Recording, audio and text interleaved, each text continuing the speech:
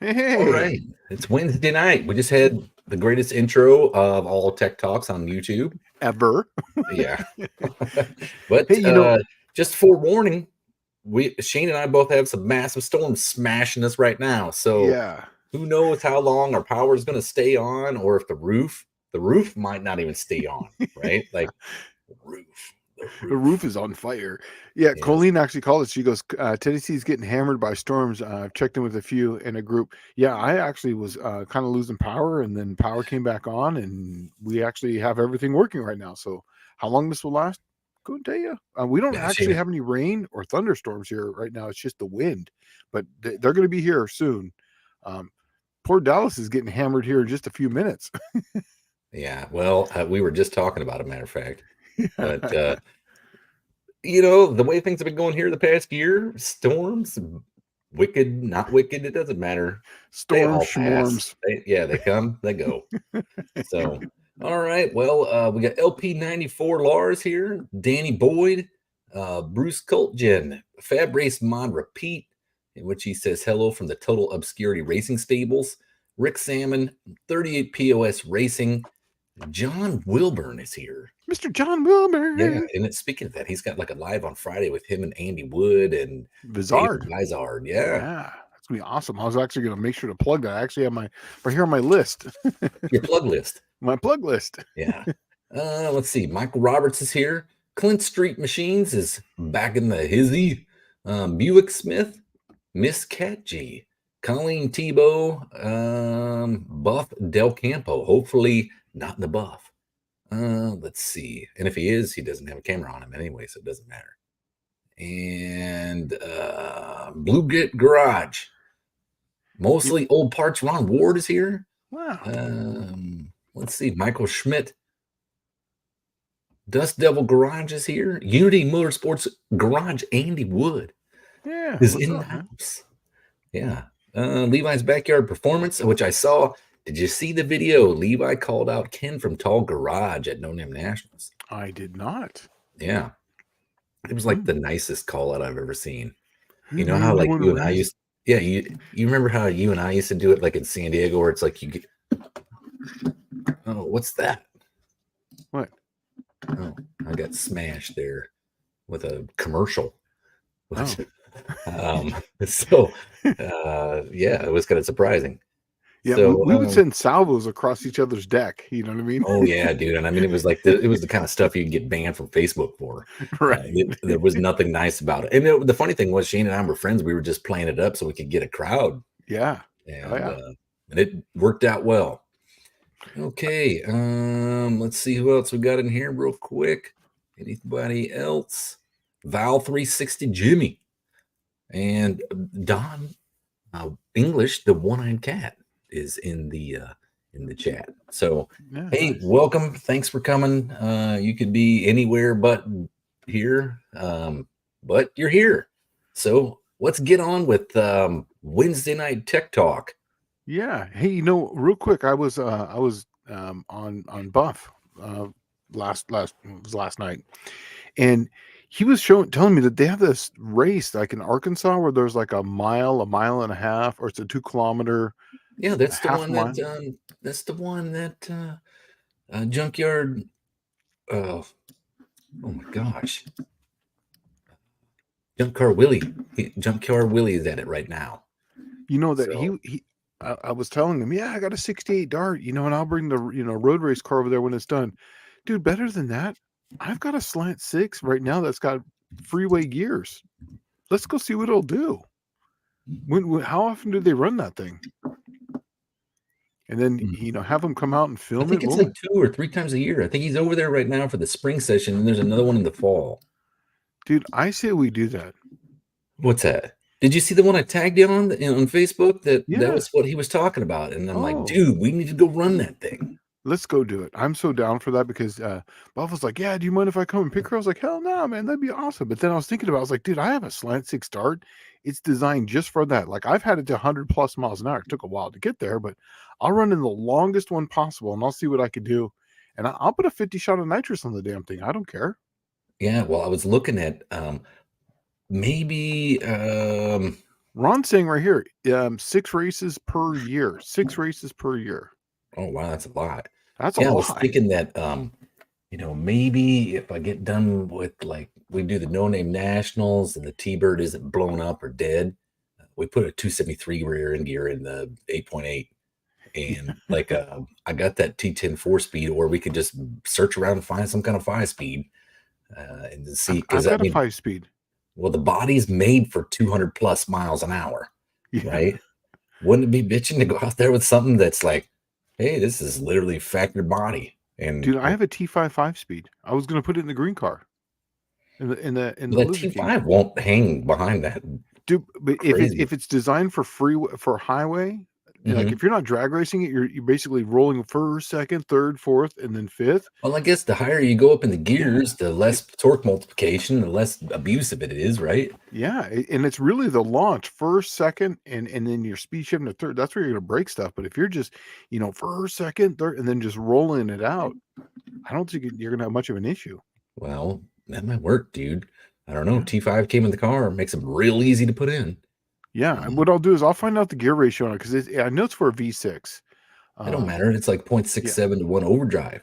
And yeah, if we put like a 273 rear end gear in that thing and then just let her let her eat. eat. Yeah. That would be And awesome. man, oh my God, would that thing be stupid? All right.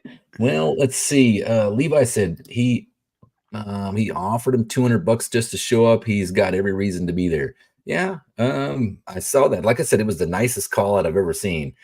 Please take me up on my call out. And I'm like, man, I would have called it out and thrown the poop in his face, man. But Who called out who again? I know Levi, Tall Guy. Dylan Levi from Levi's Backyard Yeah, Performance yeah, and yeah. Ken from Tall Garage. Oh, He okay, called out okay. Ken from Tall Garage. So, What's Ken gonna race? who? I What's don't what? know. Ken has a Ranger with a Oh, turbo LS in it.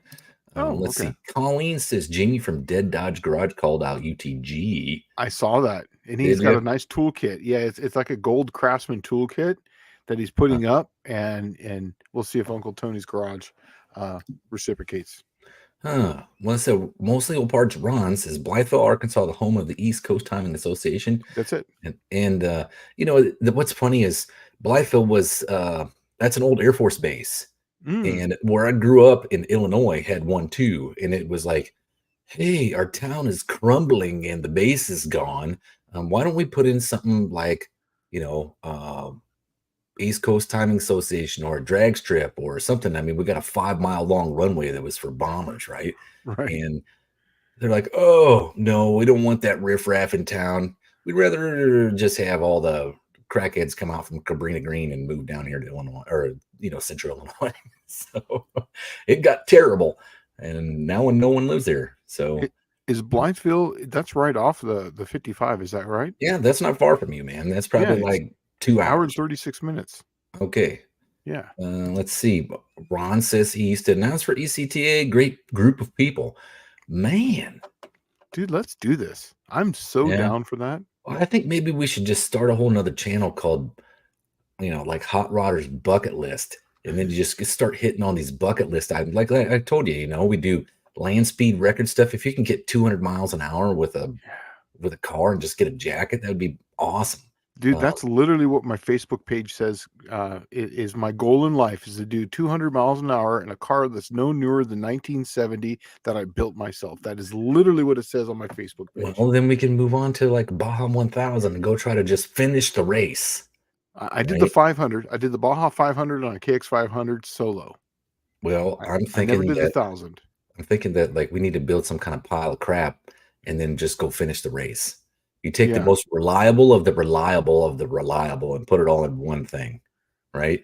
Yeah. You get like a top loader 4-speed or an 833 and put it behind a slant 6 and you just finish the damn race, right?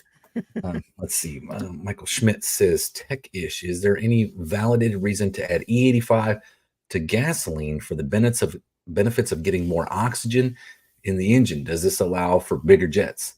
Oh, you know what? The irony behind this is just last week I watched an episode of Engine Masters Mhm. because that's literally what I'm limited to on TV now is not the Motor Trend channel, just the streaming freebie stuff on Prime, right? And they did this exact episode. They found out that like E47 gave all the benefits of E85 without the major consumption of fuel. That's right. Because So it's it got, cooling. It's the cooling effect that does it. So it was like 47 was like the magic number. It was the tipping point where if you added let's say 48, 1 more percent more, you just started adding fuel and gained no benefits. Yeah. So that's funny. And then, what's funny is that number 47, it comes up pretty close with nitromethane. Once you get over 40%, then you start noticing. 30% is really when you start noticing about nitromethane. At 40, that's when you're kind of like, whoa, this thing just shifted gears. It's funny how that works.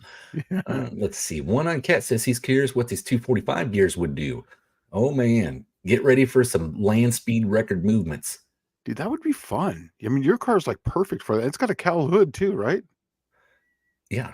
It's got a cowl hood. I mean, and it's got a cage that's capable of that crazy, ridiculous mile an hour, I'm assuming. Yeah. But I think they have a 2 mile, I think it's 2 kilometer class is the biggest one they have. This is what Buff was saying yesterday. 2 kilometers? 2 kilometers. That's not even a mile. Huh? That's not even a mile. 2 kilometers? Yeah. Isn't a kilometer like 3.6 or something? Well, no, I thought it was like... I mean, 3.6 kilometers to a mile? I thought it was like 1.2. Oh, it might be. I don't know. But once again, I mean... And it's standing start, right? Yeah. Or is it rolling start? Standing would be hard on that T5. You just roll it out and then just... just slowly roll into it and keep rolling and rolling and rolling. Yeah, so no, it's 1.24 miles is 2 kilometers. 1.24. Okay, I was wrong then. Yeah. So Nick the Van Man, who is he's an alum from No Name Nationals. I talk to this guy like almost daily, right? We just chat back and forth on Facebook. But he says 5.0 Tussin is pulling front wheels with T5s. How long they last, who knows? Well, I'll tell you what, there's a difference between that and 650 cubic inches 650 foot-pounds of pissed off cleaver forward in front of it with 273 gears. That's record disaster kind of like stuff. Okay. Ron says Clark Rosenstengel ran 246 plus in his Camaro at ECTA last week. Stupid fast. Wow. Holy crap. It'd be cool just to get 200. That would be awesome. Yeah, I think so. Just get a jacket or something. Yeah, that would be fun. Let's see. Dylan Levi says, Dallas, I didn't want to do the drama. Mama taught me if I don't got nothing nice to say, don't say anything at all. I can redo it if you want drama. No, I was just like, man, that was like the nicest call out. That was the thing that stuck out of my mind. Like, I didn't even think at first, did Ken take it? I thought, man, Levi was so nice about it.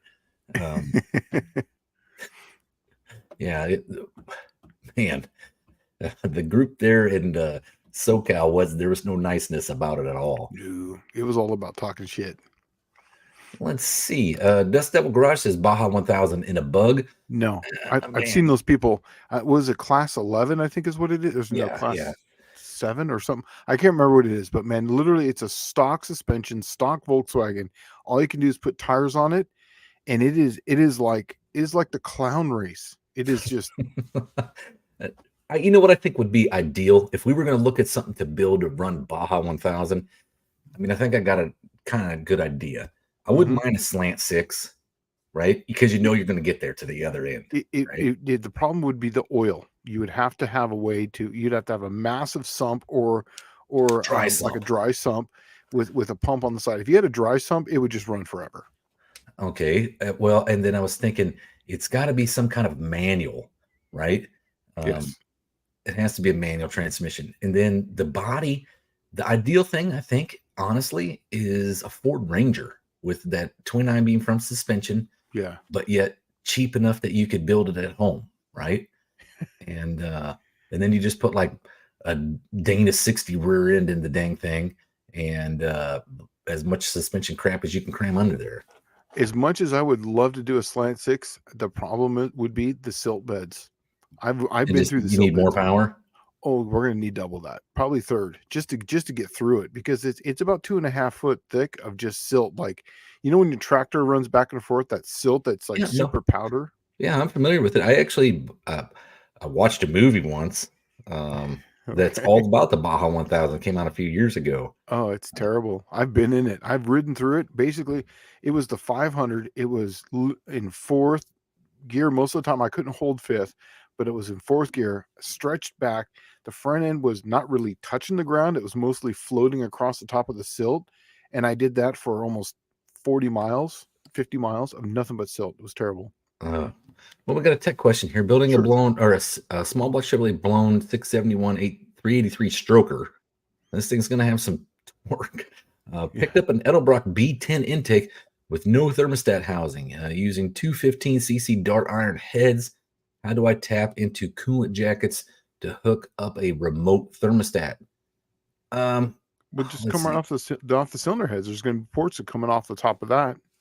I think he's talking about because there's no crossovers, they're blocked.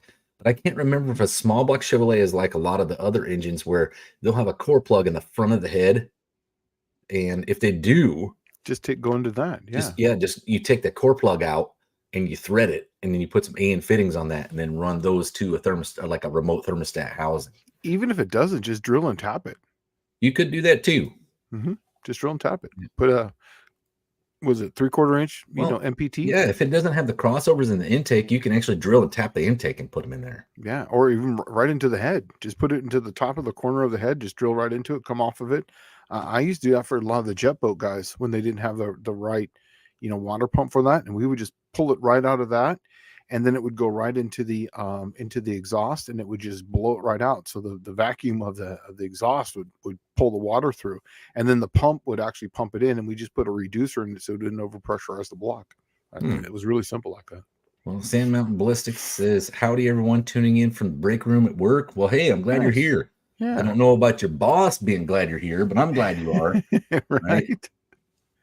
Let's see. Ron Warren says ECTA is half mile and 1 mile only. Okay. So then, well, yeah, Buff was saying yesterday that there was a 2 mile, so maybe it's a Buff saying 2 kilometers is 1.25 miles. yeah. Okay. Well, So there we go. 1 mile is perfect. That sounds amazing. I'm so Americanized that like I got stationed in Australia in 2008 to 2000. I already know you're going, dude. And we landed at the airport, and I get this rental car, and so I'm like, hey, how do you get out of the airport? And the guy's like, all right, you go up here about 3 clicks and turn left. And I'm like, what's that in miles? And he looked at me like, I don't know, dude. And I'm like, well, I don't know, 3 clicks, right? I mean, I had no frame of reference. You might as well have told me 3 calliopes, I had no idea. It's the planet over there. Sure. What's funny about that is that a lot of the guys, the young engineers coming out, speak nothing but metric. I'm a bald eagle guy, and I have to convert it before I understand it. It just doesn't make sense to me. Well, so Blue Grit Garage says, well, before I get to this question, they say there's only 2 types of people in this world: those who use the metric system and those who have been to the moon. Right? So, okay. That's a good one. Right? The Dodge Demon Yellow Eye on my video has a screen on the dash that shows how much horsepower you get with the amount of alcohol is in the gas. 95 octane gets about 980 horsepower, but E85 got around 1050. Yep. It does make more power. It's the cooling effect that helps big time. Yeah. And the tune's so much easier to get with the 85 because it's really simple to tune them. So Mopars, Mustangs, and Minimans, when road racing for best lap times and best cornering, how do you adjust your suspension for stuff like stiffness, softness, compression, and rebound on each suspension component? Oh, man, you're talking to the wrong cat about this. No, I'm actually doing this right now. Here's the thing, though, is that before you start any of this, you really got to get your car balanced. That's the big thing, because before you even start with the stiffness, softness, or any of the compression or spring rates or anything like that, I would look at balance of the car first, and that's the reason why I have my my scales. That way I can get as close to 50-50 as possible. Then from there, you start factoring your sway bar, your ride height, and then you start doing your camber and your caster. Once you get all that, set up, then you start really worrying. And also too, it's a driving style too, how your brakes work, your cornering, and how do you corner. It's not just there's one setting fits all. I would do that first before you even start with the suspension. You can kind of get it in a ballpark because people have done this forever, but your driving style will 100% be different than anyone else, and you're gonna have to adjust for that. Way back when I was a young squidling stationed in Japan, I couldn't have a car, so it was like absolute pandemonium for me trying to sit down and be like a normal person and listen to music or draw pictures or something. So I went down to the NEX and I bought a RC car, gas powered RC car, and we used to run it around, road courses in Japan because they have like tracks in businesses, like inside businesses. Like you go into, I don't know, the mall, and they're in the middle is a track, and there's people running on it all the time. But I found that it was stiff in the front, soft in the rear, and that was my big one. And I mean, like, compression and rebound in the rear, almost nothing. You wanted like it to swing it side to side is kind of what you were looking for. Just kick the rear end as long as you could steer it. Stiff in the front and sway bar the shit out of it, both ends. But so 38 POS Racing says they got the Big Blue Mile here in Nebraska, standing start. So maybe we should give this thing a go and just swap the rear end gears in the T-Bird, put some real small skinny tires on it, and just freaking send it out. Dude, I'm all about it, man. If they're doing 6 a year, I say we just find out when the next one is, and we just do it. Yeah, the thing is, I need a 273 gear, and we'd have to change it. And I know the C4 wouldn't handle it, so you're looking at, we got to put it. It's got to be a manual transmission in that. I have one. I have one sitting right there. It's got to have overdrive, which you got, right? But it's got a Ford bell housing on it because the guy took it, and it's got a small block. Yes, it's got everything on it. It was flywheel and a clutch, and then the pedal assembly is what I'm looking at. So I'll see if I can turn one up. I don't have the flywheel, but I have the clutch. I literally have the bell housing. I have everything. I have the whole setup. The guy just went to an automatic and he goes, "Here, just take this." There you go. On any given or on any Sunday, best Baja movie ever. Yeah, that's the one I watched. Yeah, I watched the old one. I must be really behind. Sand Mountain Ballistics. I've noticed that with twin I-beam suspension, the faster you go, the better it rides. It's true. I agree with that. Yeah, skip ahead a little bit because you're kind of far behind. Let's see. Michael Roberts did say no core plugs on the front of the head, so you're looking at drilling it. Yeah, I kind of figured that. I remember that. If I remember correctly, I had to drill them anyways. Let's see here. Okay, Unity Motorsports Garage says twin I-beams forever. Yes. Buff Del Campo says ECTA at Blytheville is half mile, 1 mile, and 2 kilometers. Oh, okay. Oh, okay. Well, dude, I'm all about the 2 kilometers then. That's the bigger one. If I could get my Slant 6 to do 100 miles an hour and 2 kilometers. Let's see. Nick the Van Man says he was considering making his 306 E85 safe. I don't think it's going to be a big difference for you naturally aspirated. You'll get a little bit, but you really got to have the compression. You got to have the compression to make the E85 work. Under boost is where that thing comes to life. Yeah. Let's see. Ron Ward says, for those of you interested in going to an ECTA event, Blytheville has a Walmart, a hotel, and a shit ton of vacant, abandoned buildings. That sounds like my hometown. When I graduated high school, there was an air base there, and I went to work in the local factory, and they closed the base, and it was like 55,000 unemployed people came running, like trying to find every job that they possibly could. Well, you know, the secret about Walmart is that if you buy something, you're allowed to sleep in their parking lot. Did you know that? Yes. Yes. So that means if we go to Blytheville, we could have the whole crew, the whole like No Name National crew, everybody who watches this show, all be in that parking lot. The parking lot thrashing to make one more lap the next day. at a Walmart and just show me your receipt. Yeah, I bought something. It's right here. Yeah, we'll just send Dizzy Izzy up there clean the windows at the Walmart. Let's see. Buick Smith. How will the same cam for good mid-range change from an engine only spinning 4K to one doing 6K? I don't think that's possible. No, how will You can't do that even by degreeing it by that much of a not 2000 RPM difference. 4 degrees is good for about 200 or 300 RPM, so you're not going to gain 2000. How will the same? Yeah, I don't know. Buff July, saying the there we next go. race at Blytheville is July 5th through the 7th. Yeah, but that means I can't take my T-Bird to. I guess I could still take it at No Name National, set up for land speed records screaming. That would be so awesome. Hey, you know, there was one. Clayton's Toolbox asked a question back here at 721. Oh, okay. Yeah. I degreed my cam last year and installed straight up as per comp's recommendations, which is 4 degrees advanced. Mm-hmm. What signs would I look for that the car would prefer if I retarded or advanced the cam? What signs? Well, the only way the signs would be is retarded or advance it. Really, that's it. It's going to see if the car. What's that? There is like one sign that I know of.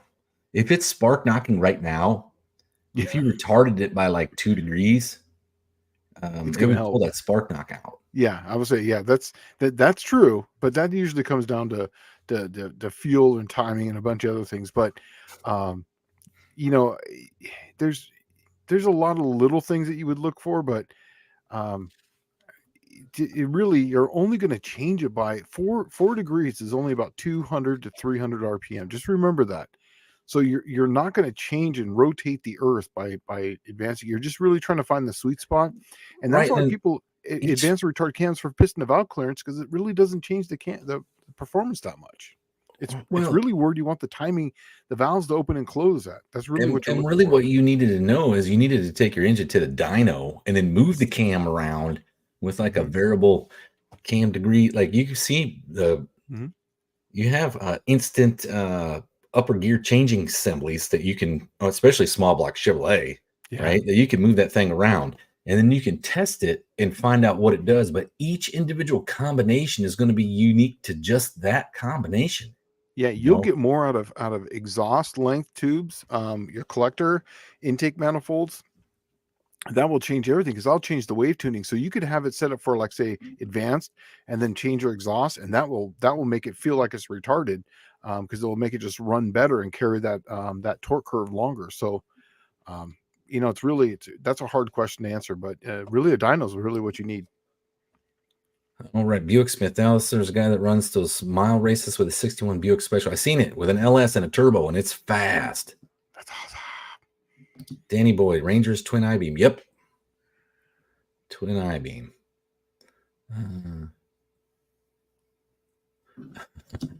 Dylan Levi says he's in if you want to go. No, we're going to go with the small Ranger Dan from like say 1990s. The ones that are cheap as dirt right now, you can go buy them, but they're twin I-beam all the way up through, like, I think probably through the end of the production run. Yeah, they were there for a while. I got pretty good at grinding off those rivets, so that way you could change out the rubbers in those things, you know, because the rubber goes out in that whole. And you lose your caster and camber in the whole 9 yards. Well, yeah, because it's basically the stabilizing bars that go back to the frame to keep that twin I-beam up and down.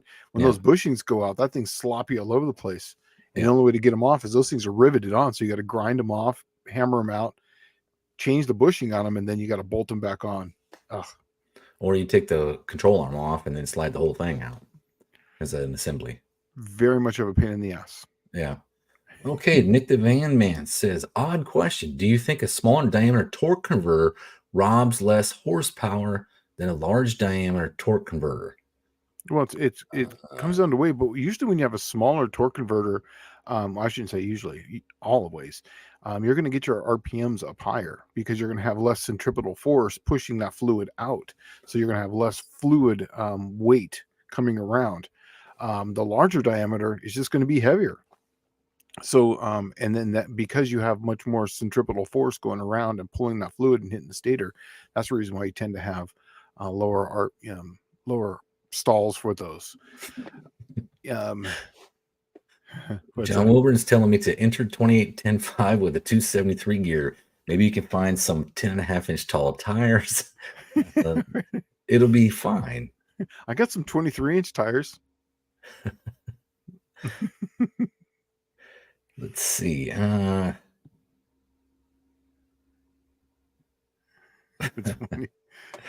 they're talking about how it would look like roller skate wheels on the back. Let's see. All right, Sand Mountain Ballistics is out. This break is over. All right, take it easy, man. Let's see. Kim Fix Thing says, Donut just built a stupid expensive Ranger for off-road. It was impressive content. Oh, well, I don't think Shane and I have the budget for stupid expensive. Nope. It'd more or less be like dumb and cheap. Yeah, and I don't think it would make it. I mean, literally, we would go to San Diego, on the way there, and the whole trip would just be to stop in San Diego and get like proper carne asada burrito, and then all right, well, Baja it is, Right. Okay. Michael Schmidt says, cam retard advanced. Does this effectively increase or decrease the horsepower and torque curves at higher or lower RPMs? Examples, you can better pull stumps or you get better top end with sacrifice to low end. It does change it. Mm-hmm. It changes the cylinder pressure drastically. Yes. And so cylinder pressure is in direct proportion to torque production. And That's torque right. production is what mathematically you figure horsepower off of. Mm-hmm. Yep, independent variables. But remember, the exact same camshaft, 4 degrees is about 200 to 300 RPM. Just remember that.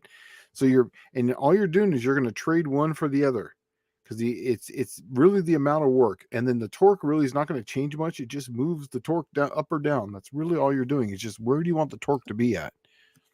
Okay, Buick Smith says, I guess what I was looking for was what RPM do cam grinders consider mid-range if it is 3K? Would an engine only turning 4K need a good cam for top end? Was boggling my mind the other day. Well, basically it comes down to piston speed. That's really what the engine determines what is a mid-range cam and not, because it comes down to like a Slant 6. You can get them to rev to 6,000, but typically 4,500 to 5,000, they're all done. So a mid-range cam for a Slant 6 is going to be like 2,500 to 3,000. But for most V8s, that's going to be 3,000 to 4,000. A lot of imports, it's going to be tires, because it's how big the piston is in relationship to the stroke and your piston speed. So really, it just comes down to what the bore to stroke ratio is, and the rod ratio compared to that, and then how much airflow, and then you determine what is a mid range for that engine. Where does the engine comfortably like to run at? Engine determines that.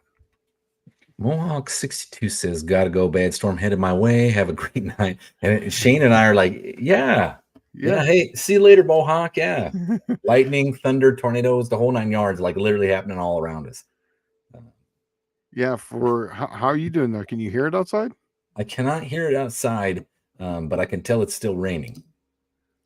So Levi's Backyard Performance says, what is the best way to slow a class down to keep affordability? I know all the small tire stuff. People don't like chassis cars. I wish I had the answer. Hard tire. It's tire size. It's everything. Okay, we've talked about this ad nauseum. Shane and I have about stuff, and you generally have to send the class backwards, and it has to be something drastic to change things.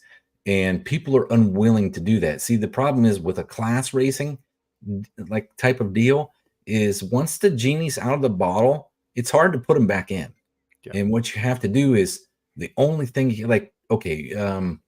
Pro Stock years ago went to EFI. I'm trying to increase the people in the class.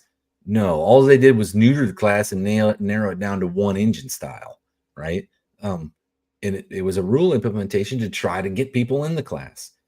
Top fuel went from 1320 down to 1,000 foot, right? Everybody, I remember this all happened like right around the same time, I guess, but that I was in California racing with Shane, and we talked about it then, and it was like, no, take the dual mags off, put a single mag on them, and a fuel pump that's like, 1/3, 1/10 Yep. of what that thing is capable of now, You and can then put only them on burn a so much 10-inch, fuel. put them on a 10-inch slick, and You wouldn't have bang. to do that. You wouldn't have to do that because a single mag can only burn so much fuel. You can only ignite because that thing literally is hydraulicing almost with the twin mag. If you have a single mag, it's not gonna. It'll just put the fire out each time. So that's why the Heritage Series is so awesome to watch because those cars are like they're running like the sixes, but that's a really good race, And then it's a nitro car hauling ass at six. It's interesting. Well, Levi's saying that people have went 550s on a hard tire. That's fine. That's still an 850 cage. So if you really want my take on this, like, one, you're in an unlimited class. The class was intended to be unlimited because they left the rules off so they could have a heads up street race class and quit crying about it. That's really the answer to that. The reality of it is,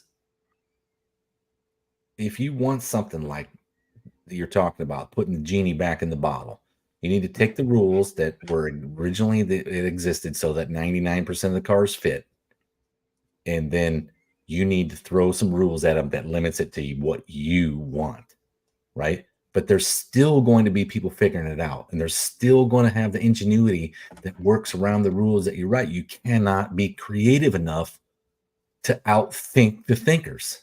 That's right. There's always a loophole.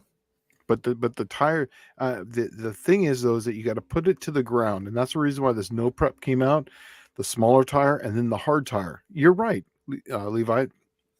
A hard tire, you basically roll it out of the hole, and then you just keep ramping it in. Here's another thing: put a hard tire on there, no traction control, because 90% of those people on the hard tire have traction control because they're literally at the limit. So they're basically just stepping it as it goes down the track. So you just take out all the stuff. You basically make it a no electronics class. You can't have any data except for air fuel mixture and a hard tire. If you really want to do it, like, you need to just create another class. Yeah, that's what I'm saying. You would start a whole class. Whatever goes, no electronics, make it old school on a hard tire. That's why Shane and I were racing NA stuff. Yeah. Right? Because NA, I mean, let's face it, okay? You can go get an engine built that makes 1,000 horsepower, but I could build one at home that makes 800 horsepower. Yes. And I could still be pretty dang competitive with an 800 horsepower combo. And the class that we were running, the big blocks could run a 28 1050. The small blocks could run a 29, so we could run a little taller tire. And then they had a cubic inch and a weight. So it was a decent class because even though I had a small block, it was all per cubic inch and weight. So that's why I tried to keep it as close to 408 as I could, so that way I could be as light as I could.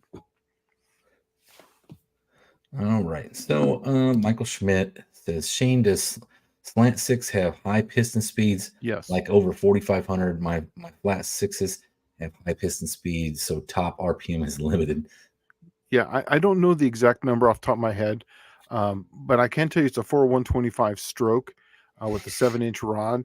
So you're basically moving it up and down 4.125 inches every stroke. So that thing is moving. It's fast. Now it does have a long rod, so you're not gaining extra speed through the 70 to 90 to 70 area, but it's still moving. 125 inches. It's a lot. Nick the Van Man saying, do longer stroke engines suffer less low end torque loss from higher camshaft duration than shorter stroke engines? It goes basically by cubic inch, really, is what it is. And then, do longer stroke engines suffer less low end torque loss from higher camshaft duration than shorter?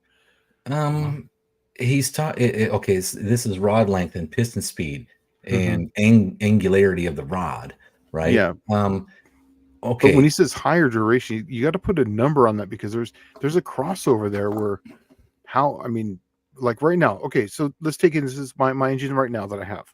I got a 4.120 stroke in my race car. In the Cookie Monster, I had a 4 inch in it, and I went to a little longer rod, so the piston speed, the speed in the center of the stroke is about the same. So it's not accelerating higher, but it is going farther. So there's a higher piston speed. So I'm limited to 7,500 to 7,800 RPM for that. But because it's got more cubic inches, I went to a higher duration camshaft, and I can tell you that it pulls a lot harder where it's at now. But does it suffer less from a no? I would say that it would suffer more because a short stroke engine wants to RPM, so therefore it would have less. It would suffer. Well, a short stroke with a long rod would want to RPM more, Yes. and then like I'm not even going to say a long stroke short rod engine. Yeah. Just But a short stroke long rod is a combination for high RPM, so it yes. would suffer more low end torque loss. I'm assuming Yeah. than a big stroke short rod Oh, it combination. would suffer less than Or low. yes, less. Yeah, the big stroke short rod combination would suffer the most because it's got, think about it, the further you Yeah. get out from the center of that crankshaft, the more speed that's on that crank as it's Mhm. rotating, right? So the more Yeah. stroke you have, the further away from the center of the crank you're getting. So the faster that thing rotates. So a big stroke engine generally doesn't like RPM like short stroke stuff. Yeah. They're not happy, Yeah, and you got right? to put numbers on these too, because in generalities, um, generalities are like the rule of thumb. They only work till they don't, and these Well, numbers, because there are see, I'm combinations that just work. kind of thinking of it like in general terms, Shane. In Hmm. a short in a short rod long stroke combination, it's going to accelerate the piston away from TDC faster, right? And then Slower. a short rod, Oh, I thought you said long rod.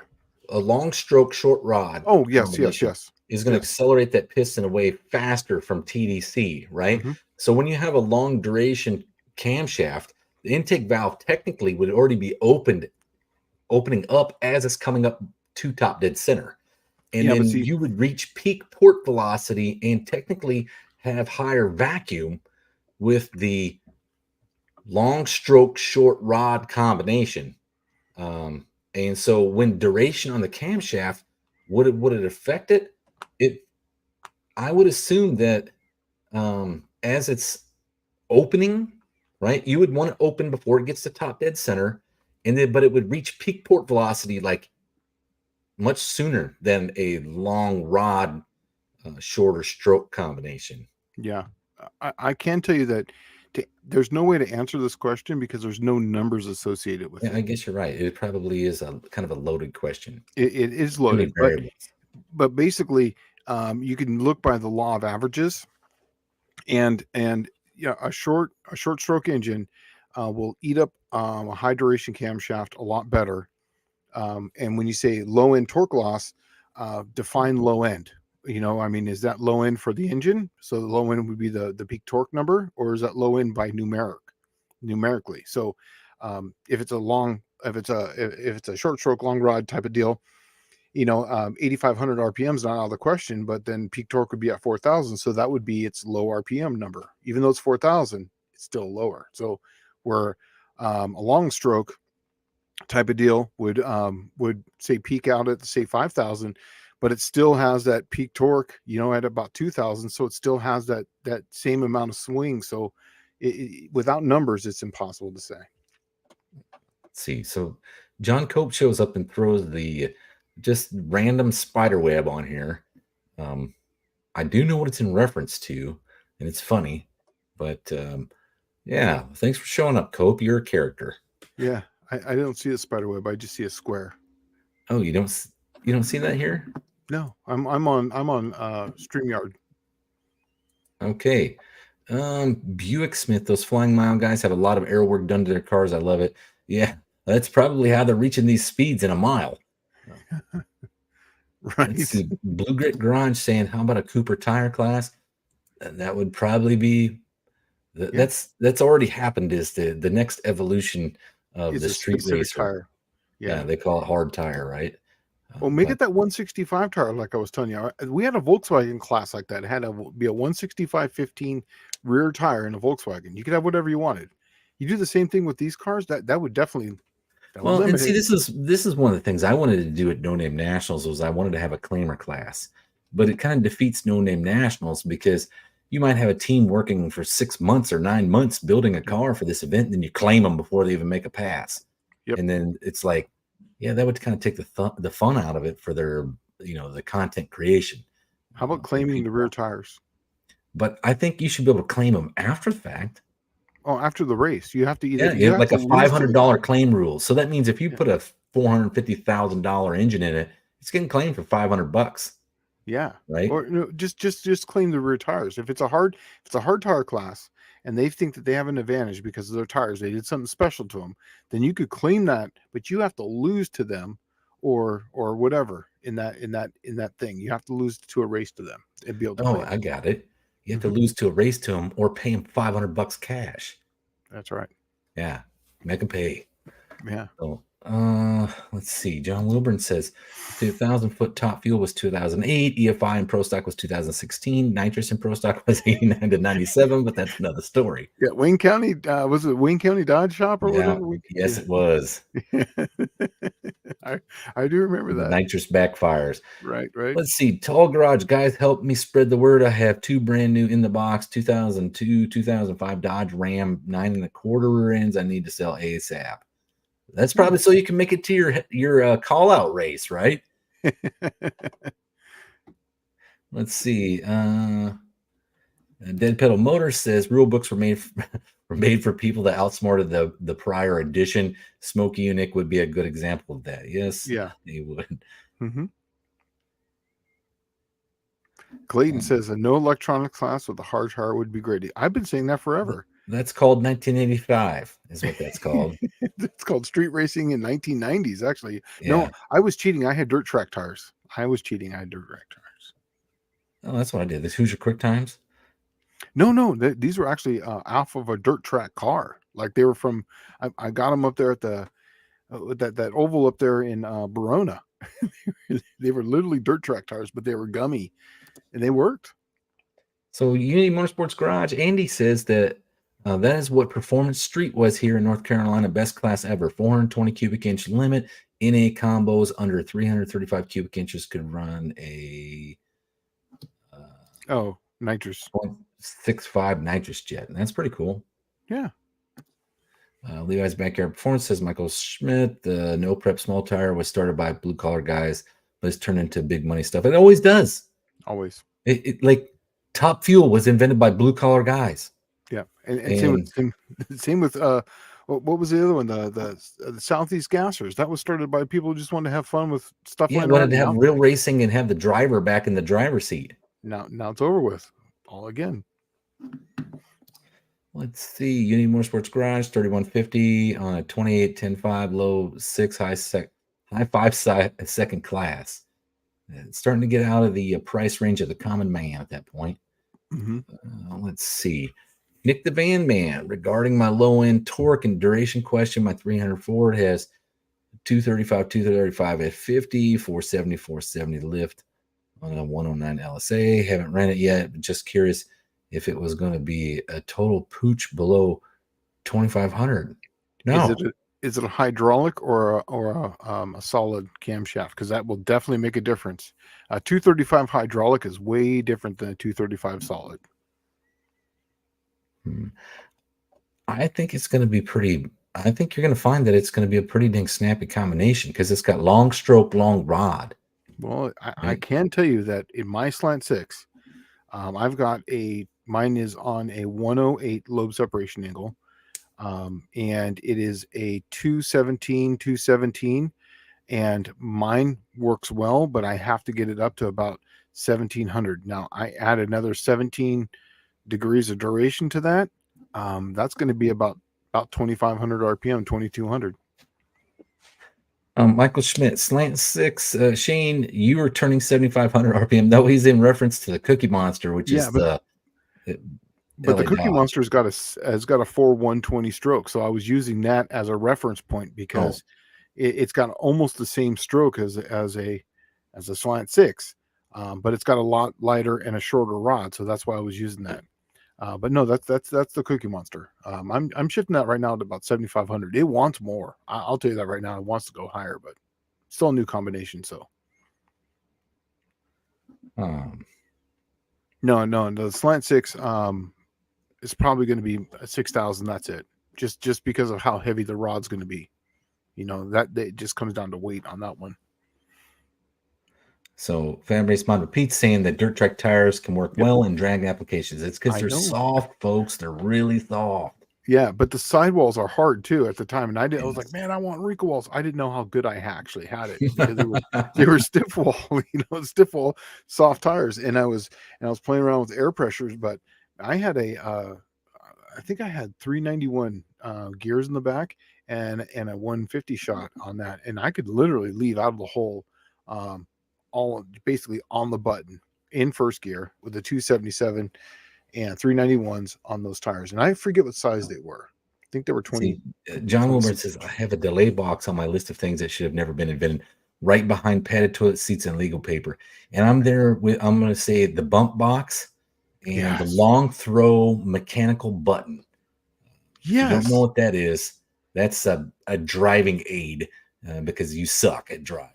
Dude, I was given one. It was called the Terminator. I literally was given one. And I tried to make, because I couldn't afford, I broke my dead and bear button, and so I was using the Terminator, but I had to rig up a collar and a spring and all that stuff so that way I could use it just as a Pro Tree trans brake. And then finally I gave it to someone and they used it as a 5/10 tree, and it had 3.5 inches of throw on the thing. You'd push it all the way down and then you just release it with thunk, and it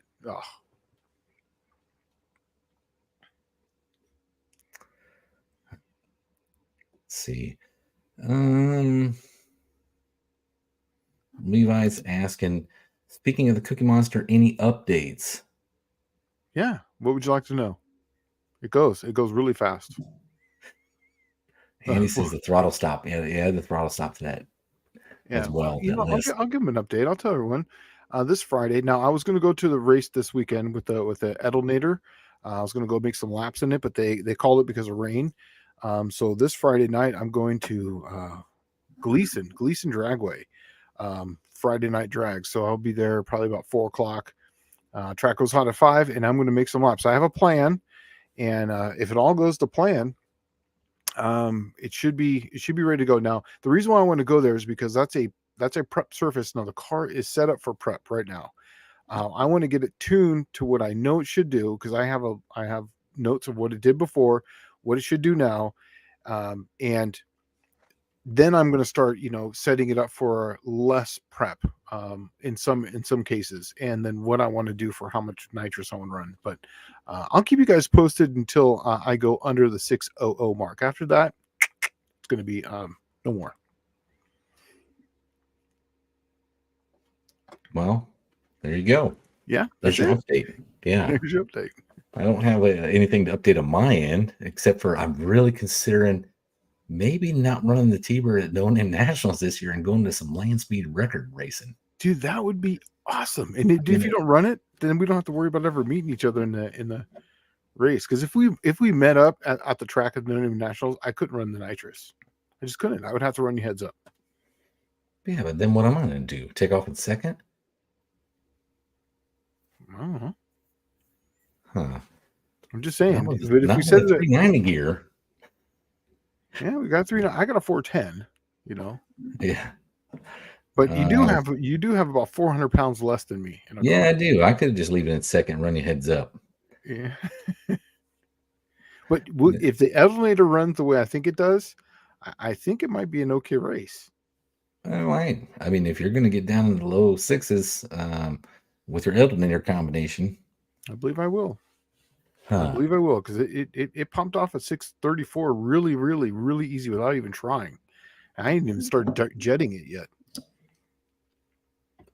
Buffdale Campbell says the land speed record races are almost 3 months before winning national. Yeah, but what do you think? I got piles of money up my butt here. Like, I'm literally going to take a 390 gear out, put a 273 in it. I got one. Take it back out.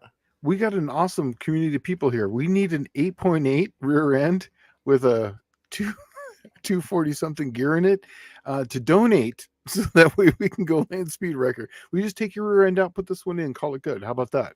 You don't have Oh, to you know change the what? gears. Chris Cox brings up a good point. They do make a 247 gear. I could just put that in the 8.8 and then leave the C4 in it Yeah. because you're only running a mile, right? Mm-hmm. Yeah. Huh. Yeah. Oh, man. 247s. Yeah, that would That might be be awesome. the ticket is to find list of Fox Body 8.8, put a set of gears in, and just swap everything over. Mm-hmm. I know where there's I think I know people who have Fox Body 8.8s like right now. Or we could just cram together some pile of crap and go try to run 200 and put What about that spray on it. Lemons car? Oh, dude, I could get the Lemons car. You know, that thing weighs only 2,800 pounds. Dude, I have Plan Z. And it's got a 350 Buick and a turbo 400 in it, and it's got 264 gear in it. I have Plan Z. I have. We could do something because I have these 7 1/4s with the 276 gears in them. I got cars too. I don't know. I'm thinking maybe we just cram some pile of crap together and just go have an adventure, like Yeah. a Drive it there. road trip. Yeah, and then Drive it there. and Go try to over. run. The whole goal is drive it there, try to run over 150 miles an hour and drive it home in a standing mile, right? Because 150 miles an hour is actually pretty attainable for a reasonable amount of money. Yeah, that's But if you did it 200, I think it'd be hard to get there. Yes. And then get home, right? 150, but that's 150 still. That's still no joke. Yeah. Hippie Miller, what I was getting at is the 8.8 from the Explorer doesn't bolt in my 80 Thunderbird, but a Fox Body 8.8 will. Oh, it does. It bolts right in. Yeah, the Fox Body won't. But the 8.8 Explorer will not bolt in. Yeah, because don't they have one longer side or something like that? Yeah, and then it doesn't have the upper and lower control arms and stuff.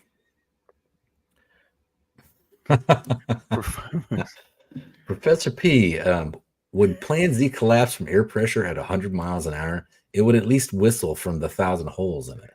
It would definitely whistle. You know what I would do, John? If I did take Plan Z out there, I literally would put a dam on the front of it, and I would put a plate, the like plastic underneath the whole bottom of the car, literally, so that no air could get up underneath it and take those and make those holes as aerodynamic drag. That's how I would do it. Because I was looking at the other day, I'm like, man, did he really Swiss cheese this thing or what? Well, I got to get back on the Lemons car anyway. I'm supposed to get back on it by June. So maybe I just get the Lemons car running right, and we'll throw the Lemons tires at it. Well, actually, we'll throw the cheapy throwaway tires at it and go out and run 150 miles an hour because we'll just put a nitrous on that 350 Buick. Yeah. Just spray it. Spray it. Why? I got an extra nitrous kit. Yeah. We'll spray it to 150 miles an hour. No, does it still have that awesome like fender exhaust going on? Or they made me take that off. Yeah.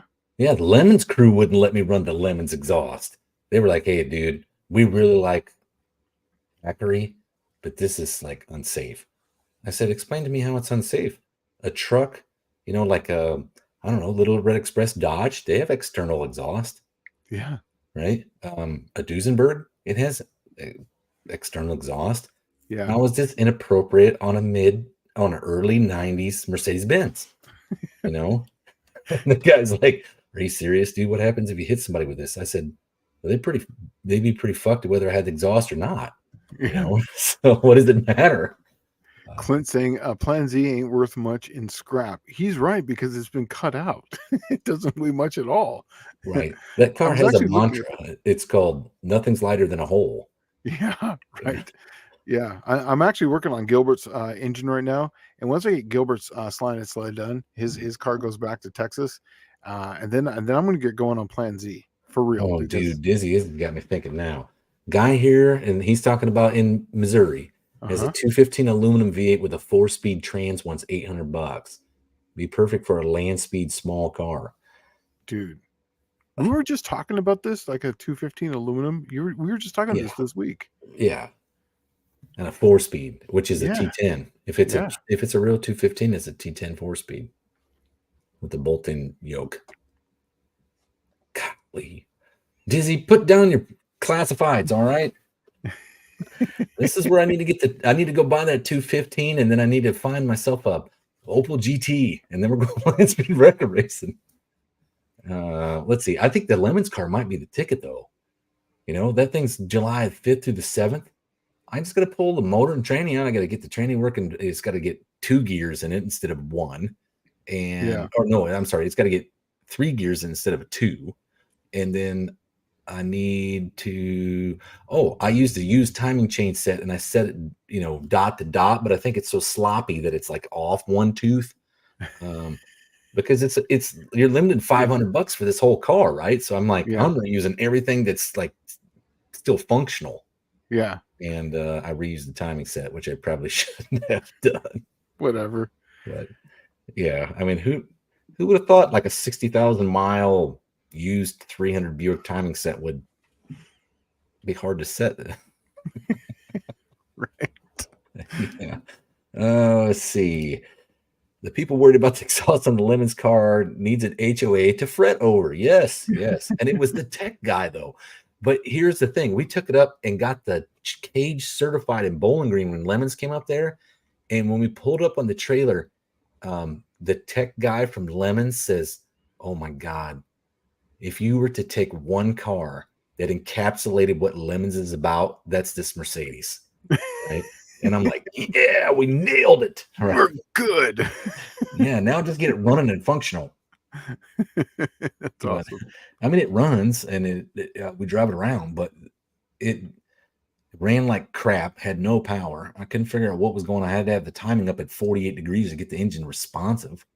And at first I thought it was the HEI distributor was out of phase because it had the magnet, the polarity backwards. And then I put it in, still the same thing. So something's going on with it. Buck Smith's got a decent one right there. All right, Mr. Buick Smith. Any good ways of getting air out of the engine bay? Truck passed me the other way on my GS, and I thought the hood was going to leave the car. Yeah, I actually am working on this right now as we speak with my 68.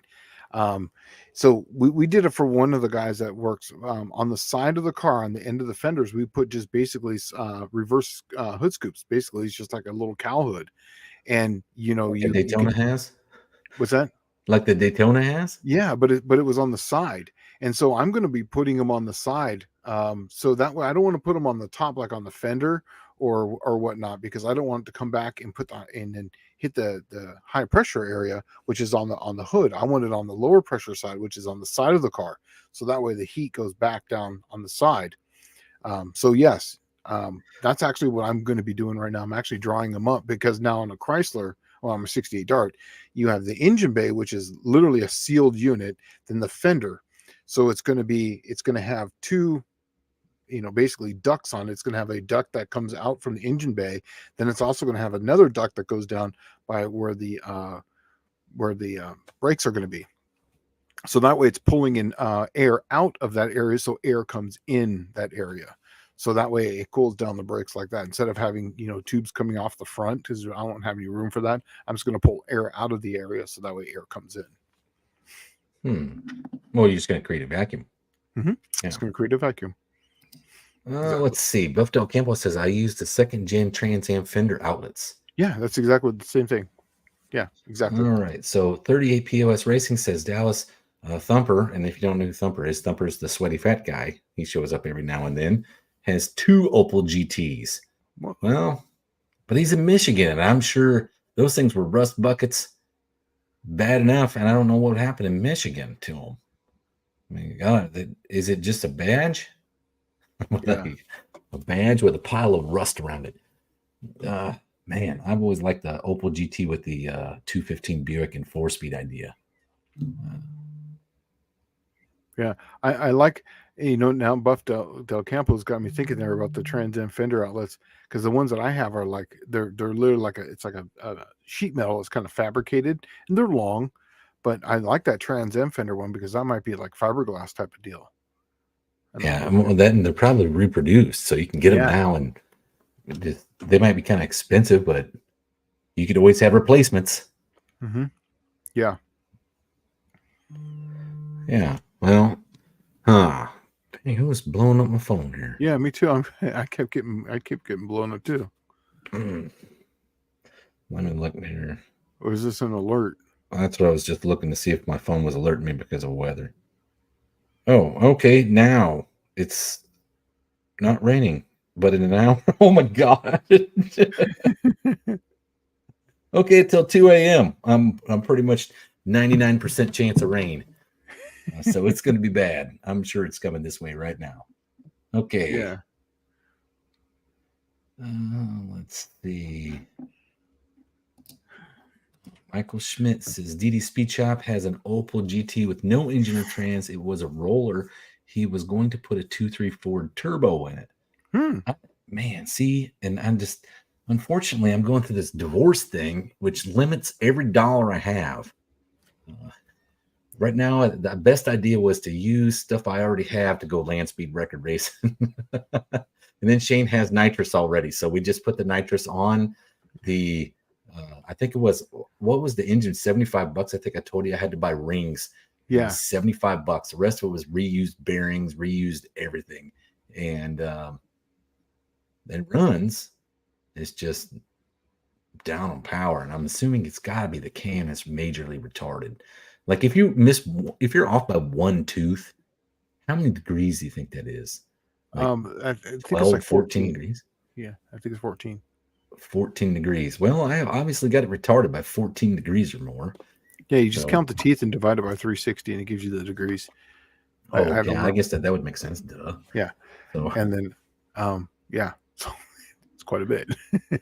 Yeah, it'd be quite a bit. Andy's asking the question is how effective would louvers be on a hood like that? Okay, here's the thing is you got to figure out where on the hood. And this is where sometimes putting those little pieces of little metal up with little streamers will tell you where the high area is at and the low pressure areas are You're talking about the ball of yarn, right? Yeah, you can just use yarn or streamers or whatever, just little pieces of steel sticking up, and then you'll come out. And you can just drive down the road and look at it.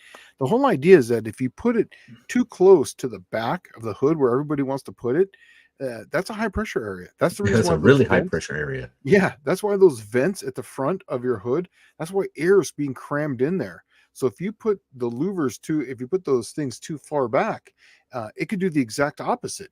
It could do the exact opposite. So if you're putting those levers, you got to put them farther forward. Think about where a cowl induction hood is at and then why it works. Exactly. And it's because it's reaching air right off the windshield, which is the high pressure zone. The highest pressure zone of the whole car. And that's why I'm taking mine, moving them from the top to the side, because there's no high pressure there. The air is going around that and it's actually accelerating to that area. Oh, Buff Del Campo. Absolutely. I would love a set. What's that? 806. He's saying that he's got Trans Am outlets. He's got a bunch of those Trans Am outlets. Do you want a set? Absolutely. I would love a set. That'd be awesome. All right. Blue Gate Garage says, I like the Dodge Diplomat Lemons car painted up with a turret to look like the Animal House car. Dude, that's what's fun about this thing is like ramming speed. Yeah, well, and I'm to the point now where I'm like, you know what? I'm just gonna stop taking everything so seriously, right? Yeah. Just go out and have fun. If it freaking kicks a rod out, be like, that was the happiest 33 laps of my life. Yeah. Right. 3616. First Responder Garage says, "Hey, I'm still on the software for the CNC making the TC for the Durango. Long night ahead, 3 disc for 46 RE. Oh, so he's trying to fix the lockup, huh? Yeah, he's adding torque converter. I'm still in the software for the CNC making the torque converter for the long night ahead. Oh wow! So he's making a 3 disc for that thing. Wow. Yeah, and he says it's either going to go or blow. That's the best way to do it. Michael Schmidt. Calling yes. Has anyone used spray paint or a crayon to paint a header pipe to determine where to cut it off for power's sake? Yeah, that used to be the rule of thumb is you take a crayon and you run it all the way down, or, you know, what they used to call it actually used to be called a China marker. I don't know if they are anymore or if that's considered racist, but you run it down the length of the pipe, and where it stops melting is where you cut her off, right? Mm-hmm. But there's actually math that you can do for that, and Shane's Yeah. going to tell you. Yeah. And honestly, the cran only works to a point because the exhaust is going to get hot no matter what, and it'll all burn off because we've already tried this. Usually about 18 inches is where you want to start. That's usually the number. I've seen so many calculations to where that is the close number, and it's within an inch or two of that. So after your collector, 18 inches, and that you're going to be usually pretty good right at that point. Okay, so Tall Garage says, was that ramming speed an Evil Dead reference? No, No. that one was Animal House. That was at the very end where they decided to destroy the parade at the very end, and they had the car with the turret, and it said "Eat Me" on the side of it, and they wanted to they drove it right into the stance. Yeah, it was the Lincoln that they crashed at the beginning. Yeah. So Blue Grit Garage says, you're at a lemons race by the aroma of burning oil. Oh, absolutely. What was funny was Bowling Green, they ran the entire race and no one really blew a motor up, which I was kind of surprised because the ones I watch on YouTube, it's like you can almost pick them out of the crowd. Like there's probably going to be 5 cars in this crowd where they blow a motor up, right? And the sad part is half of them are knocking when they start. Mm-hmm. So Buick Smith wants to know, Shane, how much positive camber are you planning to put in the Dart? Positive. Wait, in the front or the rear? Oh, actually, so in the front. I'm probably going to start. Well, it depends. If I'm going to do cone dodging only in the car, because it's set up to, I'm going to have different setups. Caster, I'm going to have. Okay, I'll tell you what I'm going to have. Caster, I'm going to have probably about 3 to 4 degrees of caster camber. I think at ride height, I'm going to be at about 1.5 to 3 in that range. It'll range between there depending on what I'm doing. If I'm cone dodging at low speed, it'll probably be 3. And then the caster is probably going to be about maybe 1. And then if I'm going to do some road racing with it, it's probably going to be more like 5 or 6 higher. And then probably, maybe about 1 degree there. Okay, so 38 POS Racing says, is that to the collector flange or where the pipes merge? Usually it's where after most headers are going to have where they come together, and you're going to have about 5 inches or so after that. Collector. But remember that's still pulsing at that point, so you don't want to count that. Basically, it's after that, right after that. It's basically just the extension you're putting on the back of it. But here's the thing: is you need a dyno to really know this, because you can really mess it up. Like even Fab Race Mod Repeats at 17 to 19 range. Exactly. If you're say 22, you'll sometimes it will greatly hurt the power to where it will just take your power and put this dip in it, because you're essentially wave tuning now. And if your wave tune is not correct, you really know. So I tell people just to get one that slips on and get 3 or 4 of them, and then start with the bigger one and then just slightly move it in, an inch at a time, and you'll notice it, because it's really going to it's really going to be in the mid range, and the top end power is really where you're going to see it. And actually on the torque too. It basically just does everything. What's that? Nothing. It's just like, no, you're going to improve this. Oh no, wait, you know what? The whole entire shebang is going to get better. I was because I was trying to remember where did it work at? Oh, that's right, it did work. It worked everywhere. Yeah. But we tried to do the cran track. I tried to do the cran trick, and literally, you saw it. It started up. It melted to a point, and then it just kept melting. And I'm like, well, wasn't it supposed to tell me something? And it didn't. It just melted right on back before we could even finish the run. So it didn't really work. And we tried the paint mark, and that literally all burned off before we even we got the engine up to temperature. By the time we made the first pass, all the paint was gone.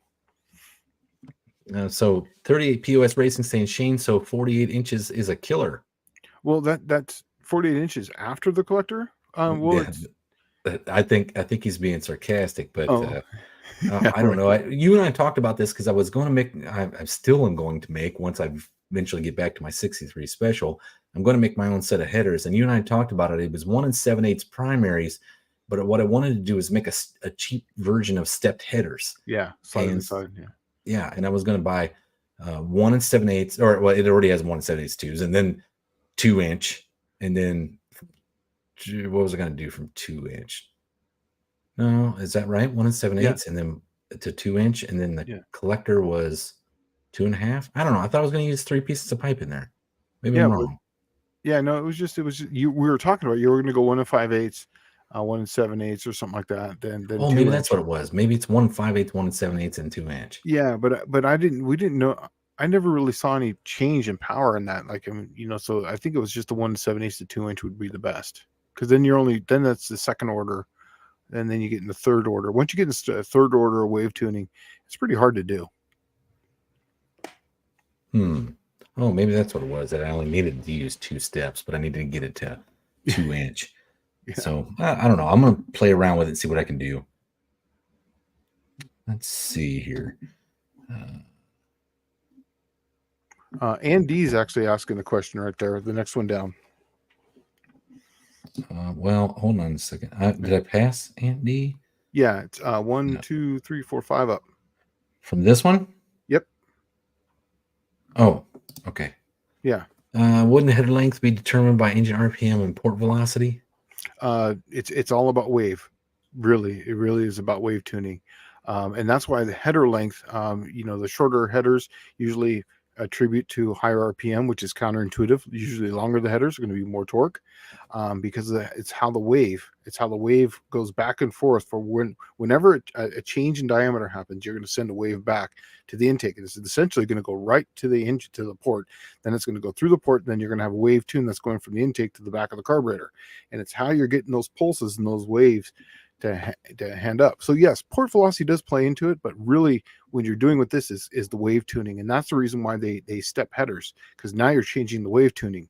So your wave tune coming from the valve to the first one, then you're going to have one that goes from there to your collector. So you're sending one wave back while the other one goes back. And your second order, then it comes all the way back. Then you're going to have one that goes all the way to the end.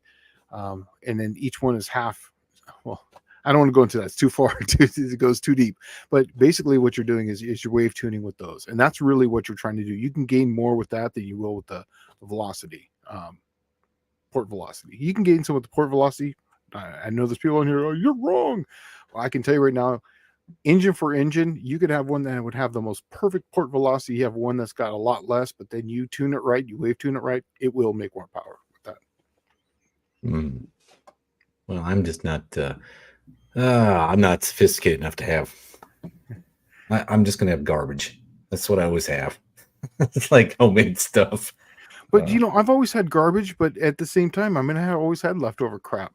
But I had to make it work, and also too, I was dealing with Mopars where there was just nothing. Literally, you had W2 heads, and that's what you had. So I had to figure out how to make what I had work. So yeah. Yeah, no, I know what you're feeling like. All I got smog crap heads. That's it. And then once I found a combination that worked, I wrote that combination down and I started selling it to people. I was like, well, this works. I know it works. Dude, my beloved Buick 350, the best head for it that I can get from the factory was the 74 model, which has the larger exhaust ports. Or the larger exhaust valve. So if you're picking the best head from the dark ages of the 1970s, you're in a world of hurt trying to make something run good with that stuff. Right. But I don't know that what is it? The Chevrolet, the Turbo Fire, isn't that what it was? Was the Turbo Swirl? One of those heads that came out in the 70s was the best one. No, this was way before those. Oh, okay. Came out in the 70s. That's the one everybody used in modified. I want to say it was like the Turbo Swirl or something. Okay, well,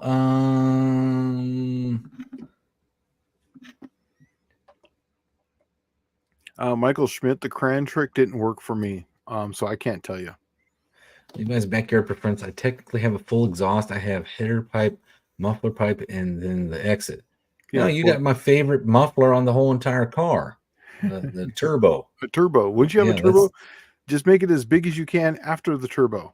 That's my favorite muffler. Yeah. Just make it as big as possible afterwards. not a turbo muffler, but like the The legit turbo. turbo. Yeah. That's right. A legit turbo. Okay. So Aunt D saying, how do you determine wave velocity? Oh well, that's longer than we have here, and that's I would be getting into A mathematical formula. yes, but it's there's a lot more to that. That's a really simple question for a 30 or 40-minute discussion. And it's a double integral. In some areas, it's a triple integral. So, unfortunately, Okay. So we got to answer this one. Dizzy, we're going to help you out here. Forced air induction works so well. Wonder if forced exhaust would do the same. That's okay. Forced exhaust, what you're talking about, like a sucking vacuum. That's exactly what a header is. yes, That's what a header does. and that's what you're doing with the wave. Yeah, The you're actual wave wave tuning it is for the exactly vacuum doing that. pulse. Yes. Oh, What's and see Andy right there. Andy knows exactly what I'm talking about. It is a very deep subject. Yes, I'm pretty sure he's pretty in depth with it with Vizard. But yes, that is a very very deep subject.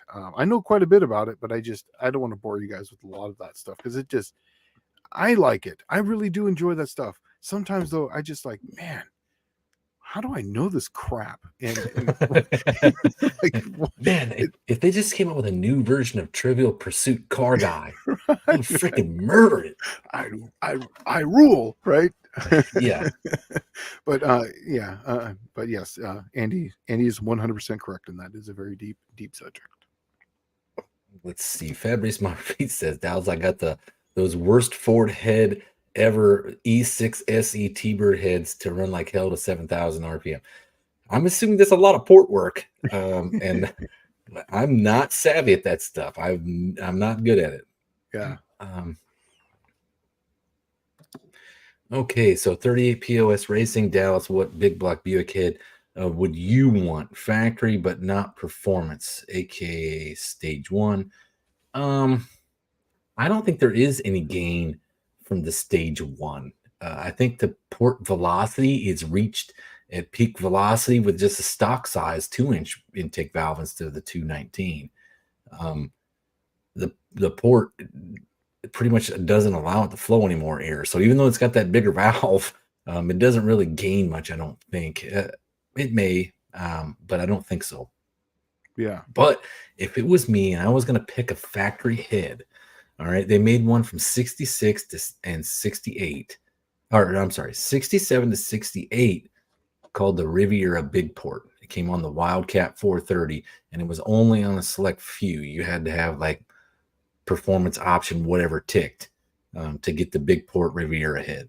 And those, I believe, with a set of stage one valves, start become something serious because they go from 174 cc intake runners to 194 intake cc runners.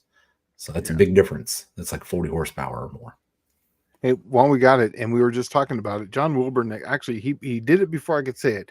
But what's good is that he reminded me is that if you want to talk more about this, go to see John Wilburn's channel this Friday on John Wilburn at 7 Central Time, because they will be talking all about that exact thing. I would have no problem talking about it, but it would be a multifaceted type of question. And as far as answering something like on the next live tech talk, I mean, literally that would be the whole 2 hours. And John is having 2 people that right now, in fact, one of them I think wrote a book on that. So yeah, go and Multiple check books on that. Yeah, multiple books on that. So go see John Wilburn this Friday on his channel at 7 p.m. Central Time, and they'll ask him any question you want. They can go into it because that's exactly what that whole thing is about, is that kind of stuff. Yep. And they're going to have all your answers. So if you want to know what's the math behind it, Dave Vizard will sit down and read it to you. Yeah. But Old McDonald Has a Car says forced exhaust is actually done with pistons and rings. Good call. Yeah, true. It's called the exhaust stroke. Yeah. Okay, so Buick Smith wants you to do that. He says that the next Tech Live Deep Tech. It says it's like, it makes me think that Shane is part of the deep state. All the extra tech. I'm not. The tech deep state. Okay. Okay.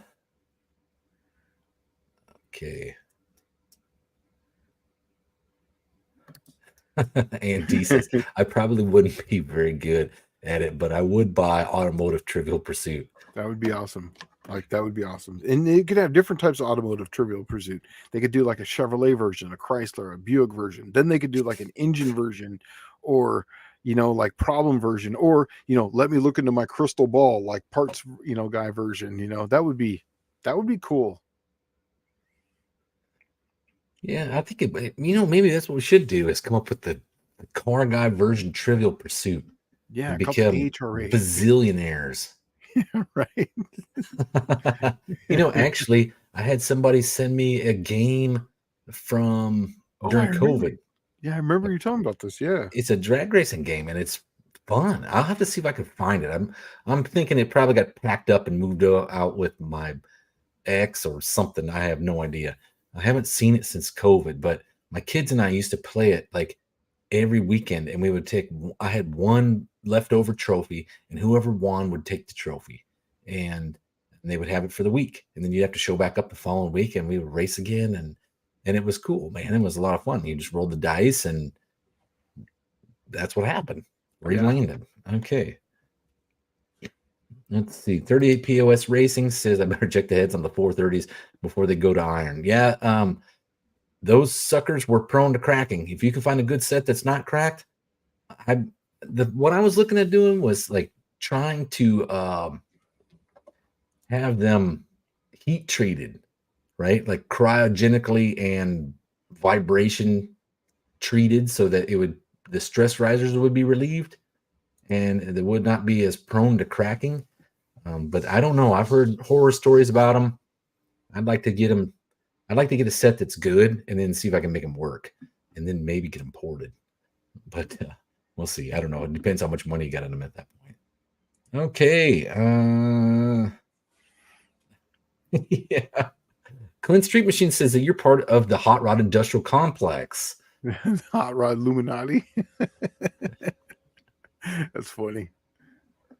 Oh, dude. Well, Levi is trying to throw some questions out there to start some conversation. Best backup girl from any time period and why? Go. Look, man. You know what? You shouldn't even ask this question.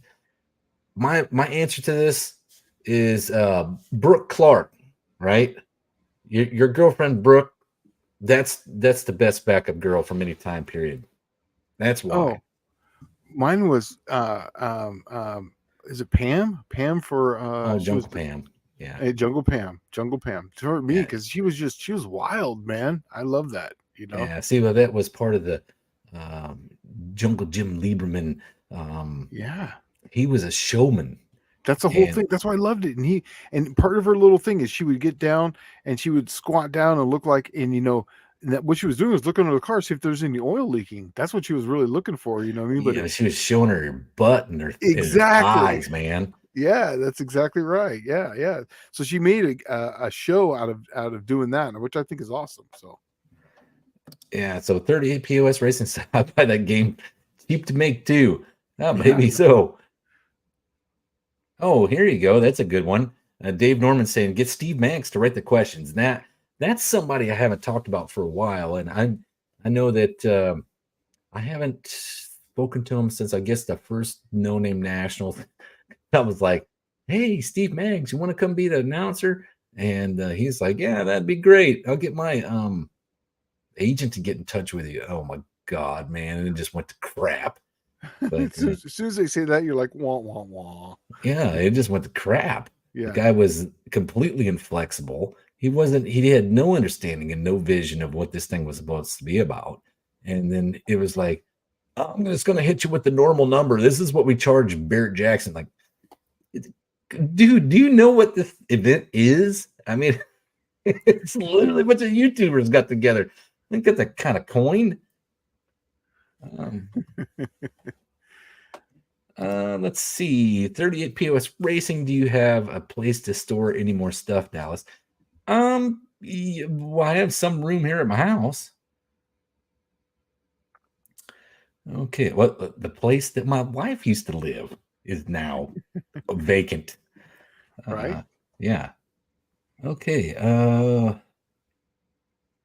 Oh, Levi's saying that people are going to like the show this year. For what's he talking about? The backup girl? Is that what he's talking about? I don't know, but he Oh, get rid of the bump box and start doing serious hardcore burnouts and make like passes, and you're gonna have a lot of people really enjoying this yeah. year.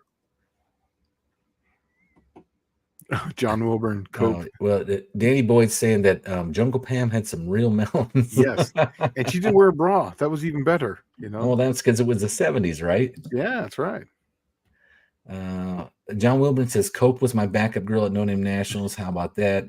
He needs white go-go boots for this year. Yeah, I was actually I was in that the next lane, so I got to see the whole show, so it was awesome. Oh, well, Levi says he's got some funny things and some pretty cool things planned. I guess the outfits is the best part. Oh, dude, maybe that's what I should do. You know what? I'm going to take myself a lot less serious, and I'm going to get like some bell-bottom pants with like a huge collared shirt, Mm-hmm. and then on my helmet, on the exterior, I'm going to glue a giant afro wig on it, and I think that would be kind of cool. Everyone knows that I like clowns, right? I like scary clowns. I like really hardcore scary clowns. Just know that I'm just saying that. So. Well, I'm not trying to make a hardcore scary clown. I was just thinking about making a disco dude get up that I could wear while I'm racing. I don't know. Yeah. Yeah, that's exactly what I was saying. Yeah, trivia game. So you have traction, tires, aero, engine, fuel, suspension, records, history. Exactly. Yeah, exactly.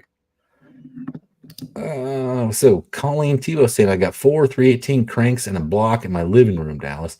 Hmm. You know, when I was single, that was and before I got married, and before I had children, I used to do that kind of crap all the time. I lived in a single bedroom apartment with I had furniture that was left by the dumpster in front of my apartment, and I rebuilt a 318. I rebuilt a 8.8 Ford on my coffee table while watching TV. That's awesome. I used to run parts from the junkyard through the dishwasher. That's awesome. Let's see. Okay, so Levi's saying, well, the engine will be built right with good parts and not stock parts from 2001. That's good. fine, man. Yeah. That's good. That'll keep you from breaking down. That's for sure. Yeah. You start buying decent parts. You ever notice that's where the Honda guys started going wrong? When they were racing in the early 2000s, it was like you would be at the track and this Honda would pull up and you just like put your hands in your face because you know it's about to scatter a CV axle or blow a tranny up or kick all the rods out, and it's because they were using factory parts, right? Nobody made anything. The more and more race parts that people started making, the faster and faster they got, and the less breakdowns they had until they started breaking the parts that nobody did make anymore, which was like the transmissions. You know, they would go to a dog box setup then would convert them to a rear wheel drive and use like a freaking G-force. But hey, go to Michael Schmidt. 2 down from that one. Yeah, okay. I was just looking at that. Shane, I sent you a picture of engine mock-up for those previous exhaust questions for context. So I got it right here. And the thing is, it's literally it's a 3-to-1. So the front 3 go to 1 and the rear 3 go to 1. Then what you're going to need to do from that is have the 3 go the 3 that go to 1. Then those 2 go to 1. Then after the 2 to 1, then you make your final one. Your final one, that's the very last one. Is going to be a minimum of 18 inches. So have the 2 come to 1. Obviously, you're try to make them as equal length as possible. And looking at your pictures here, it looks like the number 1 is the longest. Then the number 4, not terrible, but I'm pretty sure the firing order is probably about the same as a Slant 6. So I would just go from the make those 2 go to 1 and then have an 18-inch pipe on that and then just basically bend it however you can. The front ones being not the exact same equal length, it's not going to be as much of a deal. But once they come to 3 to the 1, then it will be. So make sure that those go same length and then the final one at least 18 inches from there. And that would definitely help because then you would have 1, 2, 3 different waves going back to the intake manifold and looking at your intake. It looks like it's a it's a log style with twin. It looks like Strombergs. It's hard to tell in the picture, but it looks like twin Strombergs. Yeah. Yeah, if you could, that should work. All right. 38 POS Racing says, hell, I have my whole car in my living room of my old house. Yeah. Danny Boyd says, I changed valve springs on my GT40Ps right here in the room I'm in now. Nice. Yeah. Let's see.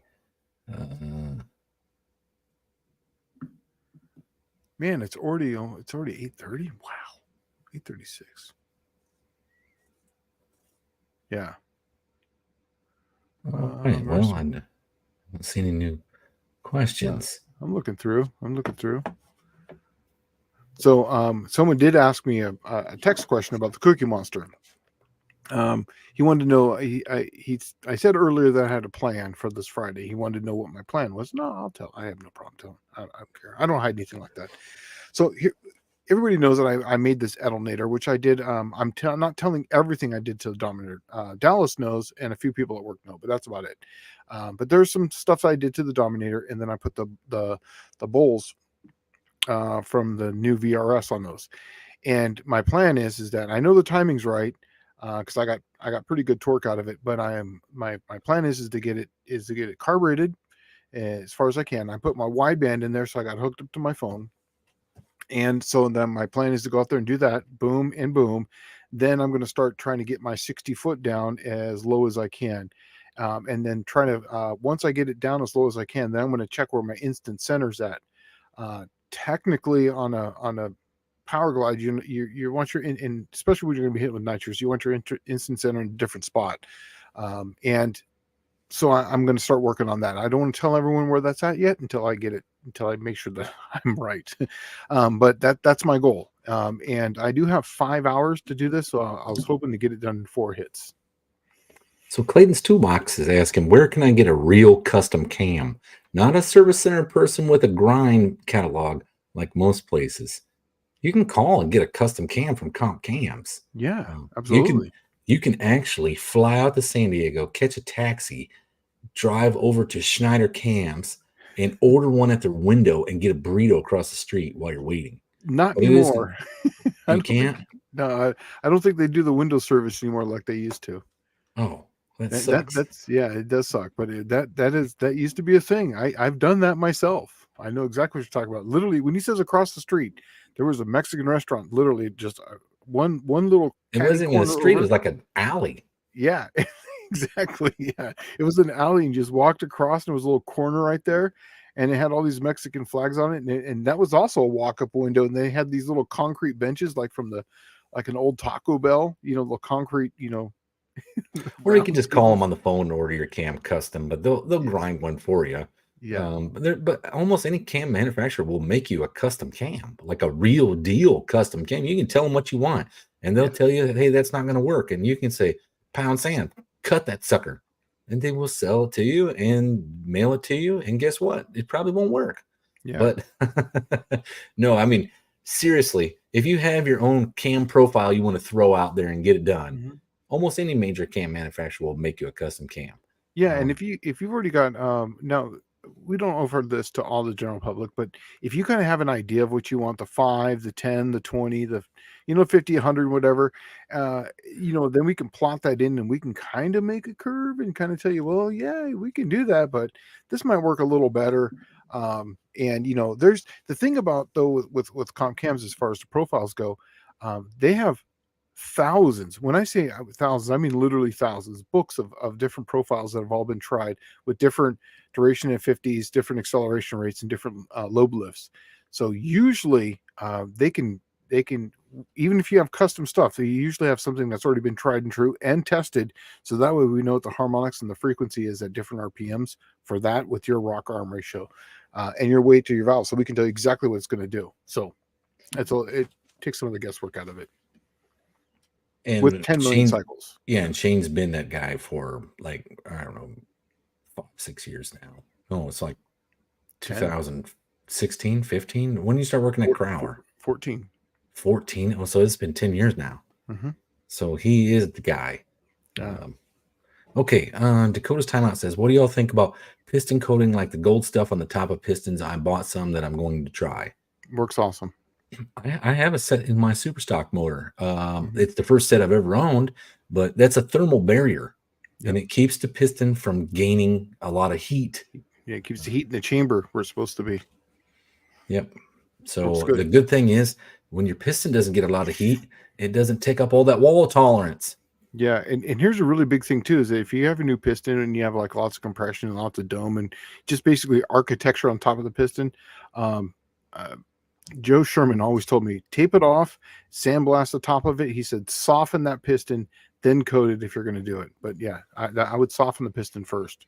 Get rid of all the score edges and hot spots for detonation. Oh, yeah, right. Difference.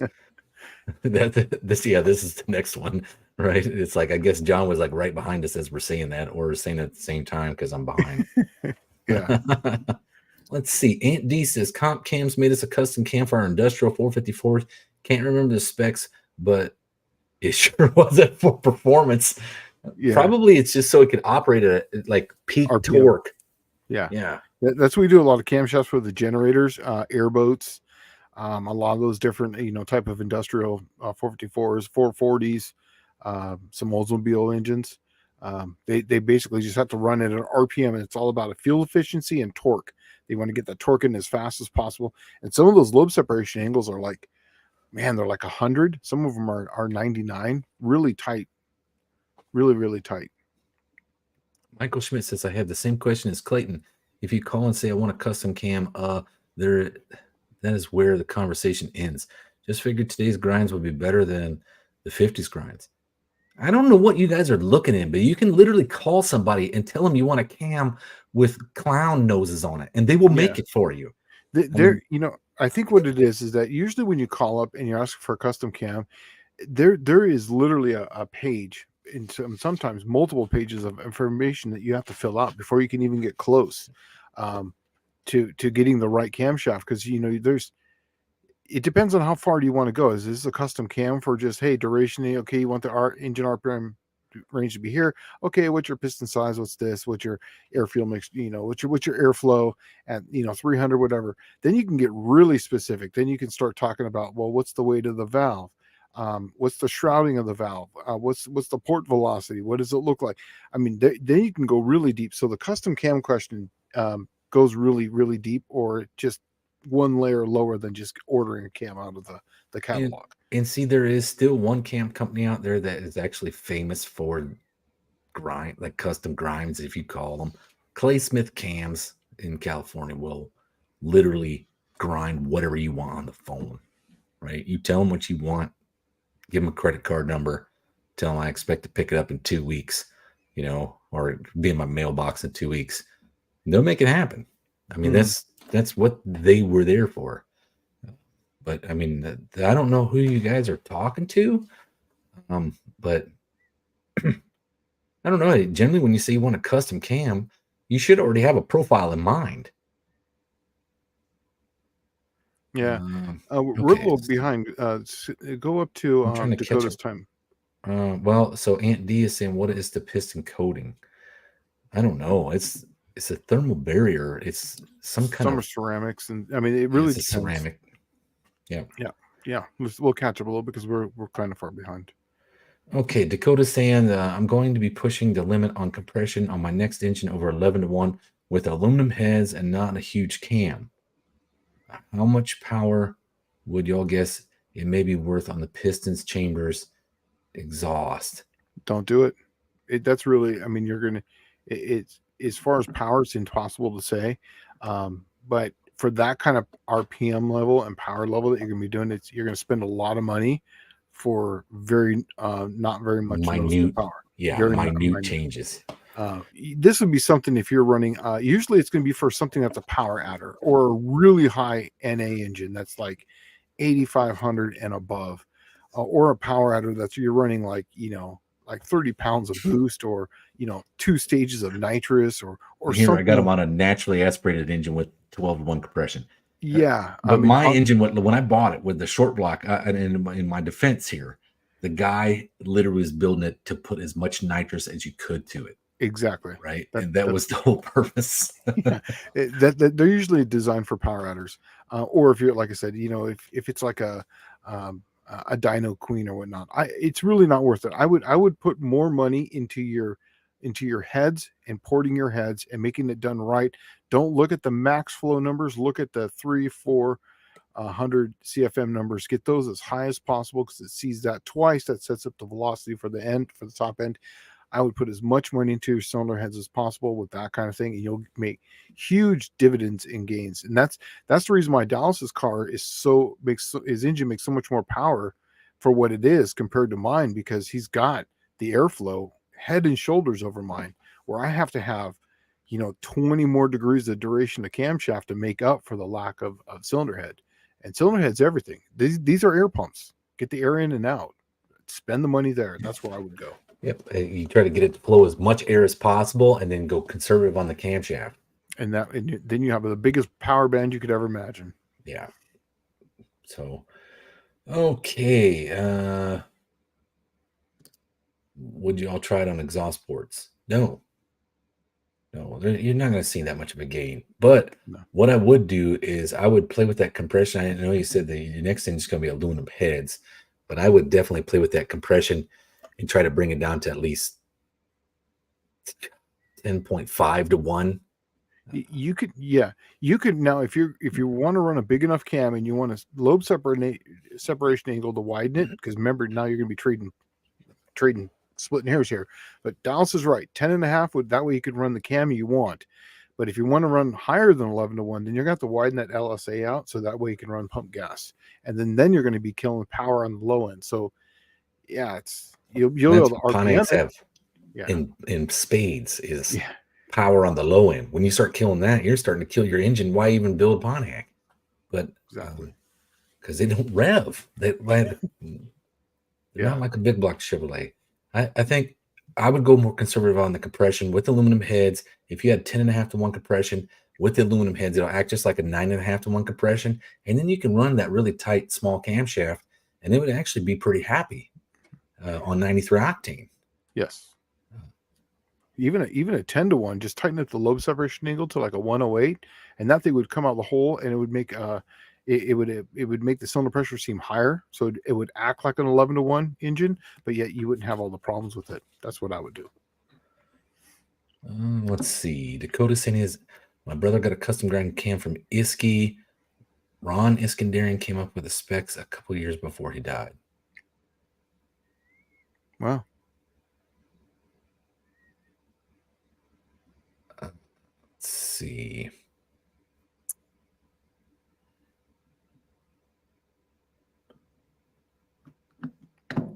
First responder garage. No, go back. This one. Oh yeah, go back up, because this actually goes back to the custom cam at 844. This one. Mm-hmm. They're not talking about this, Dallas and Shane. Usually custom to the company means as custom as the core will allow. Cores can only ground so far. Yeah, but that's why we have many different cores. Small block Chevrolets, let's say even Pontiac, let's just say an obscure engine Pontiac.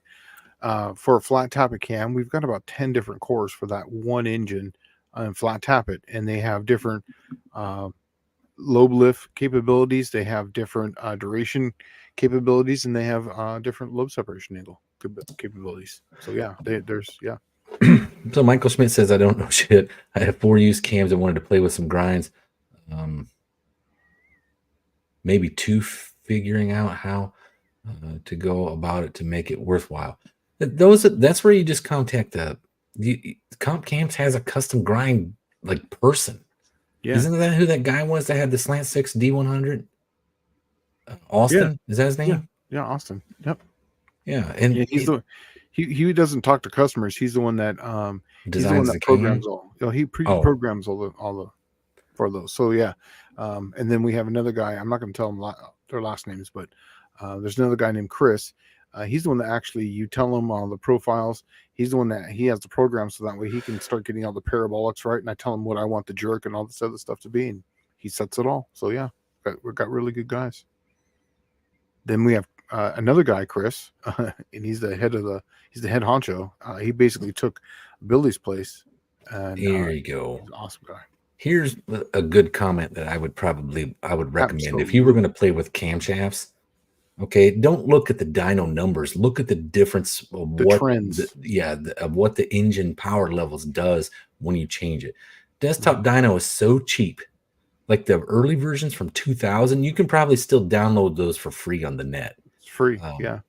and then all you do is sit down, plug camshaft profile, just change it by 1 degree, change the LSA a little bit, give it a Yeah. little bit more lift, see what happens to the engine, like Shane was saying, the trends. And then you don't have any money invested. And what it'll do, it'll actually at the bottom while you're changing your duration and your lift, because you really don't understand valve events at all, as just being a standard hot rodder. That's the people that make the camshaft normally. Mm-hmm. And it actually shows you the valve event numbers at the bottom. And then when you call and order when you get it all dialed in for your combination and it works fantastic on desktop dyno, you call the cam grinder and you give them those valve event numbers at the bottom, and that's how they're going to grind your cam. Just remember, if you're going to do that, and this is to everyone who wants to play with this stuff, intake closing is your most important event. Just know that. So always look at the intake closing. Yeah, that's the one you want to look at. That's the most important one. I can't remember the acronym for it, but there's a intake IVC, yeah, intake valve closing. Yeah, IVC. Look at the IVC. So Old McDonald's has a car. Won't the aluminum heads keep cylinder temps cooler and get more from the lesser fuel rating? Yeah, it just takes away the heat more, but you got to have the power. Yeah. You make up the compression difference by going 1 point up because of the power loss from the aluminum head. Yes, going away. So like if you just had two heads and cast iron and aluminum, we've talked about this before. If they have the exact same everything, but they're both 9.5 to 1 compression, cast iron will make more power because it doesn't dissipate the heat. So you're taking the heat out of the chamber. That's why the aluminum, you have to go either a point, sometimes a point, sometimes a 1.5 more to get the same power out of it. But because you increase the point, that's how you get more power from it, because you're making more torque. So First Responder Garage says duration for lack of cylinder head is the wrong way to do it. That's how everybody used to do it in the early 90s and late 80s and stuff, because nobody made heads, right? There was like maybe a small block Chevrolet head might have been being made at that time, but that was it does work. It really does work because you can trick it. So when I say lack, it's not really lack. I mean, it's still 350 CFM, but the engine really needs like 370, so 380. So Lout Burns says that he's doing the same thing, removing 13 to 1 pistons, installing 10.5 to 1. Engine is 108 separation now, I guess. It's the way to do it. Trick it. Yeah.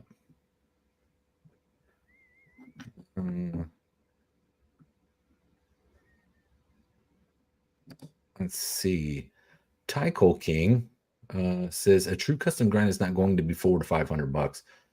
I'm assuming a true custom grind. It depends really what the camshaft is. It's like if you're talking like a roller piece, they're going to be pricey. You're probably looking at $900 to $1,000. Yeah. Mm-hmm.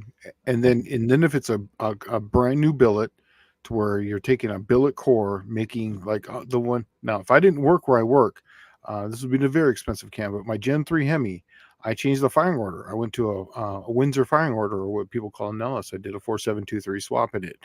It's literally a custom billet core that I designed right from that. Those usually are about $2,500 to $3,000 because it's a complete custom core. But because I work where I work at, that's why I was able to do it.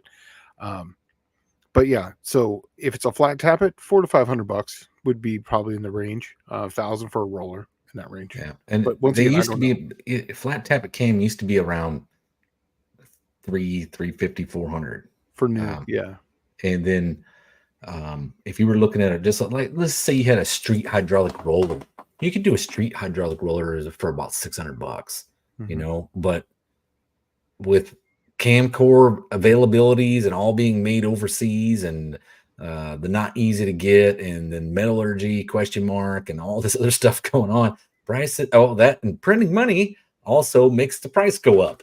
So, welcome to Economics 101. Yeah. Let's see. First Responder Garage says the only way to trick an engine is LSA, not duration. False. 100% false statement. Because when you have, like, say, when you do the stockers, when you actually, people say running D stock and they have to run a factory Lift cam. cylinder head that flows 245 CFM. Yeah, that's going to work up to about 230 degrees, but they want to spin these things at 8,000. Those things are at like 290 degrees of duration at 50, 305 on the exhaust. And the lobe separation angle on those are about 114 at that point. So the LSA below certain RPM, yeah, it definitely will trick it because it's going to tighten it up. But what I'm talking about tricking, what I was using the word trick for, was RPM. So 100%, the only way is not. That is a false statement. You can do it both ways. It depends on which way you're going to do it. If you're doing a lower RPM, LSA, higher RPM, it's duration. Buick Smith is saying, Shane, did you get back to me on email? Forgot to check for the GS 2-barrel carb. Oh, I did not. I forgot. Apologize. I did not. I forgot. Let's say Michael Schmidt, regrind for my used flat tappet cam, ballpark. No idea. Okay, I don't do anything with the financial part of it. I don't. The numbers are going up and down. Actually, just up. It seems like. Well, so there's an easy way to do that. Just it. And I'm not putting Shane on the spot. You can just kind of ballpark it. Think what we just told you. What custom cam prices were? Hydraulic flat tappet. If you say $350 for a custom cam, if you keep it around that number, it's actually going to come in lower than that ish, but just keep it around there would probably be a very good ballpark for you, because that's what a custom flat tappet cam would cost, $350 to $400. But technically, you showing up with your own core should make it cheaper. Yeah, usually there's a lot of guys there. If you just send your cam in with your name, your information, just call in one of the guys, tell them, hey, they'll give you an RMA number, so that way they'll have an idea of what's coming in. And once again, I'm still kind of new to the whole system because I'm just on the engineering aspect of it. So Walt Burns says, I used to go to the Chevy dealer and get the Duntop cam for $65. So I talked about this not too long ago to somebody. I was in 2005. I bought I was in Hawaii. I was stationed in Hawaii. I started building a 350 Chevy and it was 87 Monte Carlo SS. And I wanted a pretty good cam. I had put a set of trick flow heads on it. And so I'm like shopping around, and my dad's like, no, just go down to the Chevy dealer and see if they got one of the like 325, 375, 350 horse camshafts in the back, right? Like, because they used to stock them. Like everybody ran those, right? And so I went into the Chevy dealer, and no lie, it was the cam and the lifters was $105, right? That was 2005. So yeah. Okay.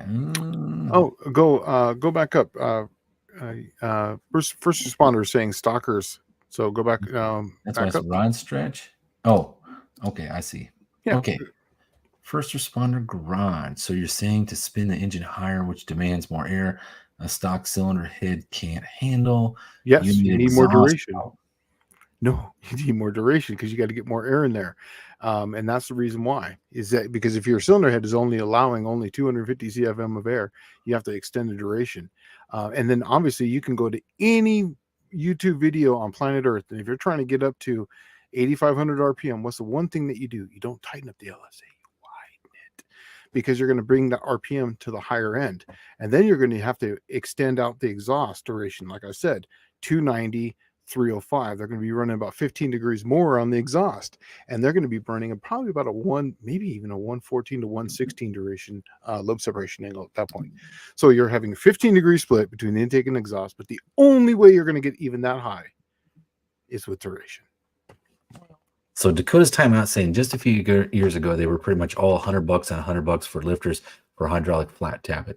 Now that's probably about right. But today they've gone up because we printed a bunch of money. But okay, I'm gonna give you a tip. You're shopping in the wrong spots, guys. You're still shopping in the catalogs. Yeah. You got to start looking elsewhere. Yeah, eBay, Marketplace. I just bought a camshaft today from a company that went out of business in 2005. It's still new in the box. I paid $100 for it. So I thought that was a pretty good deal. Let's see. Man, it's already 9 o'clock. Yeah. Oh, we got to roll, man. It's already past 2 hours. Okay. Well, thanks for tuning in. Yeah. And once again, remember, I'm going to a shameless plug again. John Wilburn, go check him out this Friday night on his channel, John Wilburn, Bringer of the No Name Nationals at 7 p.m. Central Time for him. And they're definitely going to go, him, Andy, and Vizard are going to go down the rabbit hole of everything. So you're going to get what the whole channel is going to be about. You're going to get educated. Yeah. Right. Right. There's a link. It just came up. There you go. Yeah, there you go. So hit up John Wilburn on Friday at 7 o'clock, and we're out of here, though. Yeah, take it easy, guys. We'll see you guys next week.